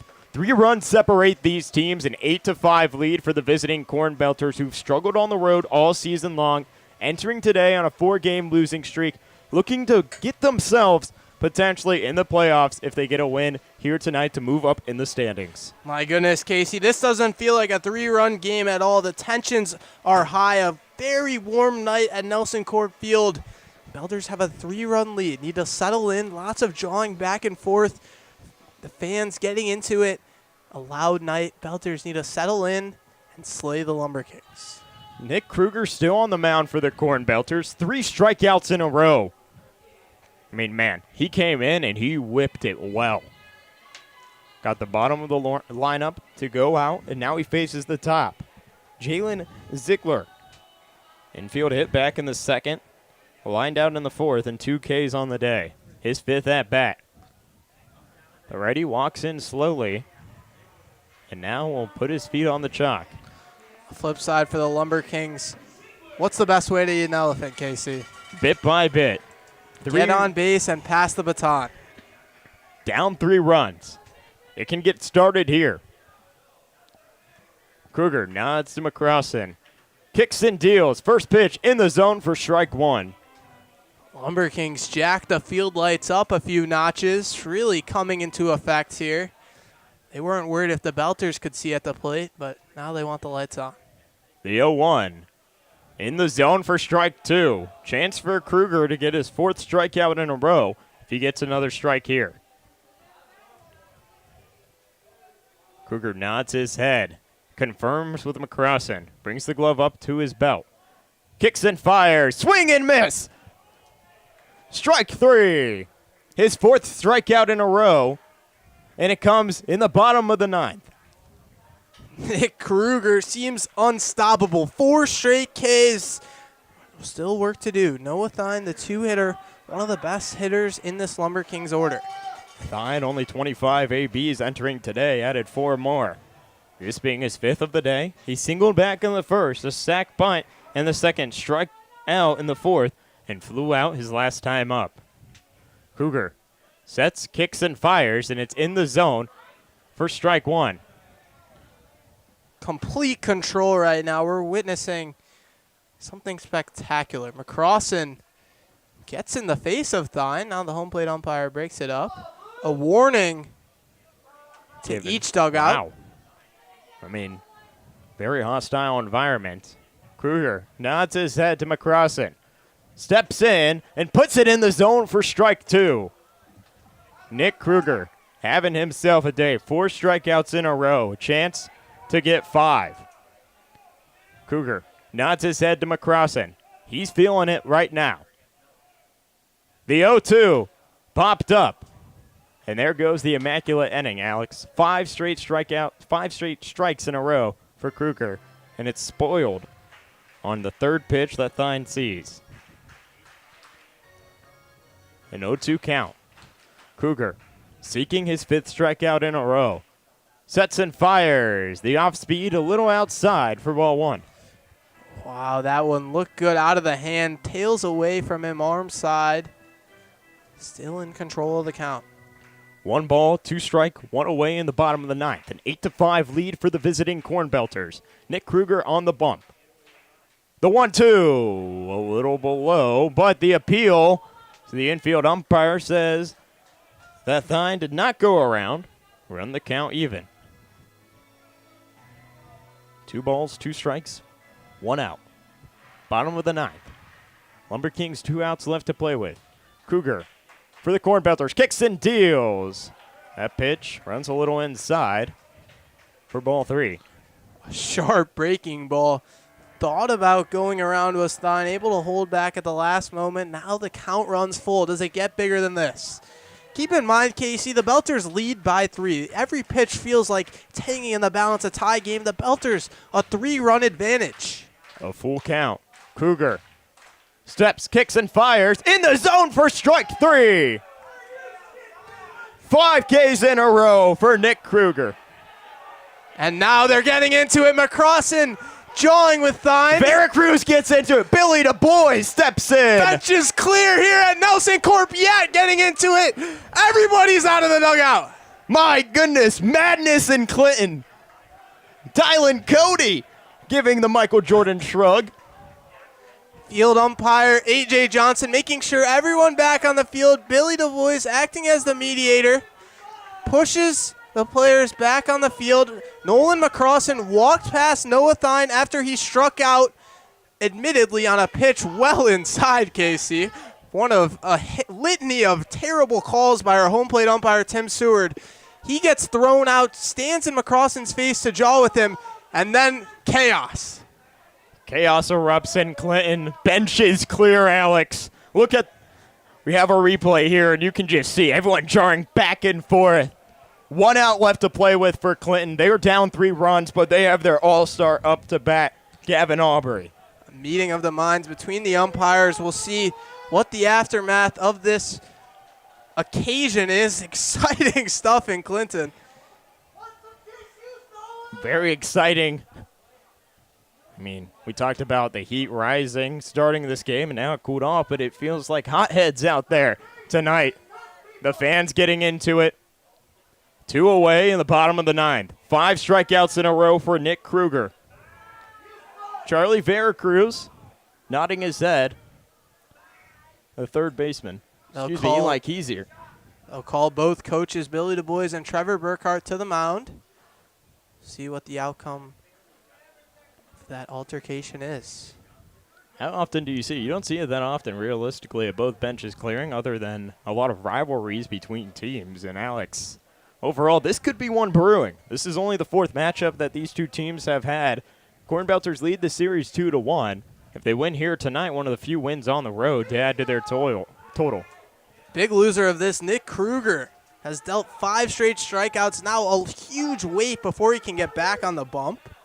Goes over trying to let them know that he wants things to get kick-started. I think a lot of people want things to get kick-started. The fans want to see the game continue. They want to see people potentially get thrown out. The players want to go home, too. 1 out left to play with between these 2 teams. And for the Cornbelters, man, their momentum was all on their side. They don't want to lose it after this altercation. What about the team spirit from the Belters? Guys racing out from the bullpen, racing from the dugout, yet getting involved. Love to see it. He's on the front lines. Hasn't made an appearance in a while on the field. Still showing up for his boys, supporting up. Looks as the catcher, Nolan McCrossin, will be gone. His day comes to a close, and I mean, with 1 out left to play with and the man behind the dish for the Cornbelters, offensively, I mean, the fans will give them all that they can, but a 3-run shot and then a ground out to an RBI. 4 runs scored by Nolan McCrossin today, and he'll be tossed out. The batter Thine's day is done. McCrossin will get ejected as well. Max Heineman coming into this game will meet with Nick Kruger, go over the signs, get what they want. Billy Du Bois is unhappy with our field umpire. Billy Du Bois has already been tossed out of 2 games this season, not trying to make it his 3rd. He continues looking, knowing that Kruger was on a hot streak and not trying to let him cool down. Du Bois. Now, you can hear him a little up from here, too. He's very vocal, very charismatic coach as well, but he loves his players. He wants to defend them at all costs. Eye for an eye now. Billy Du Bois gets his money worth. He gets thrown out of this game. LumberKings fans celebrating like that's going to go up on the scoreboard. They trail by 3 runs with 1 out to play with. Billy Du Bois gets ejected from this game, standing up for his catcher, McCross. An eye for an eye, KC. Noah Thine gets ejected. The LumberKings catcher, Billy Du Bois, still out there jawing. Now will be separated from the umpire. Billy Du Bois is going to have a few extra words there. He's already thrown out, and what more can you do? He can come and sit in the dugout for 1 more out. Kruger has been the most effective guy out there. Still warming up, too. He doesn't want to stay cold. Gets his arm going, and a man new behind the dish for the Cornbelters. A new catcher after McCrossin got tossed. It looks as though another defensive replacement may be needed. Was someone else thrown out? Charlie Veracruz, I believe the third baseman, was also thrown out. Billy Du Bois back for more. Dylan Romano will come in. Billy Du Bois is still wanting to jar, and I mean, you don't want to get Billy Du Bois heated at all. So we'll see. Romano gets a few throws, and I believe Dylan Romano may be moved in to play third base. Vogely at short. Michaels at second. Perhaps Vogely goes to third. No, it looks like it will be Romano going to third. Ron Juris taking over the arguing. You don't want to get Ron high. We've already seen him once earlier today with some jarring by some of the fans that were sitting behind the dugout of the Cornbelters, and Billy Du Bois now into the dugout. His night comes to a close. Casey, this being the third ejection Billy Du Bois has faced, he will be suspended. Not what you want to have, especially in this crucial part of the games. But overall, Gavin Aubrey comes in. 2 outs, 1 out left to play with in the bottom of the 9th. An 8-5 lead for the Cornbelters. Nick Kruger, he's hot right now. 5 Ks in a row. After the altercation, first pitch is swung on and missed for strike 1. Nick Kruger, have yourself a day if you can get another strikeout here. 5 Ks in a row, seeking his 6th. Up in the count, shakes off the first. Now nods his head. Brings his glove set. Kicks and fires. That one, did he go around? He did! Aubrey down in the count, 0-2. 2 away in the bottom of the 9th. Alex, you can feel it now. Cornbelters really want this win. Nick Kruger really wants it. Billy Du Bois tossed out. Cornbelters seeking a road win. Kruger nods his head. Brings the glove up. Kicks and deals the 0-2. Lifted into left field and fouled away. Tensions almost as hot as the day in Iowa. Down to their last strike are the LumberKings. Gavin Aubrey. One of the 2 All-Stars for the LumberKings, the third baseman. The 0-2. Lifted up into center field. Cody now calls everyone off. He gets out number 3. Ball game. Cornbelters win. An 8-5 game after an altercation. Nick Kruger comes in. 5 Ks in a row. A pop-up into center field. And the Cornbelters win. My goodness, Casey. That game had everything. A hot start, a long home run from Nolan McCrossin. Belters coach is not sure who should go first in the handshake line without manager Billy Du Bois. He'll be suspended for the next game tomorrow in Lafayette. But my goodness, Belters leave here with a much-needed win, snap a 4-game losing streak, and leave Clinton victorious. McCrossin thrown out of the game. Billy Du Bois thrown out of the game. And overall, Nick Kruger, man, he puts the emphasis on baseball right there. 5 Ks in a row, a pop-up into center field, a lot of defensive changes overall. And you mentioned the Cornbelters play tomorrow at home against the Lafayette Aviators that they lost to earlier this season, 10-0. Looking to get bounced back after they win here tonight. Looking to get another one in a row. Alex, any final thoughts for you after this game? Whew. That was exciting, Casey. Had it all on the field and some extracurriculars as well. A rowdy crowd spilled over onto the field, getting their money's worth. The first benches clearing brawl I've seen in the Prospect League. No punches thrown, but an exciting one nonetheless. 3 ejections at least from the Cornbelters dugout. It's going to be a fun bus ride home. Cornbelters, after playing this game, marks their 30th. They move to 16-14. The LumberKings, this will be their 27th game. They fall 16-11. On the road, Cornbelters collect their 7th win, 7-10, and they hand the 3rd loss all season long at home for the Clinton LumberKings to fall to 8-3. Cornbelters win 8-5. I've been Casey Stevens. Alongside me has been Alex Ferentz. We say so long. Belters win. Clinton.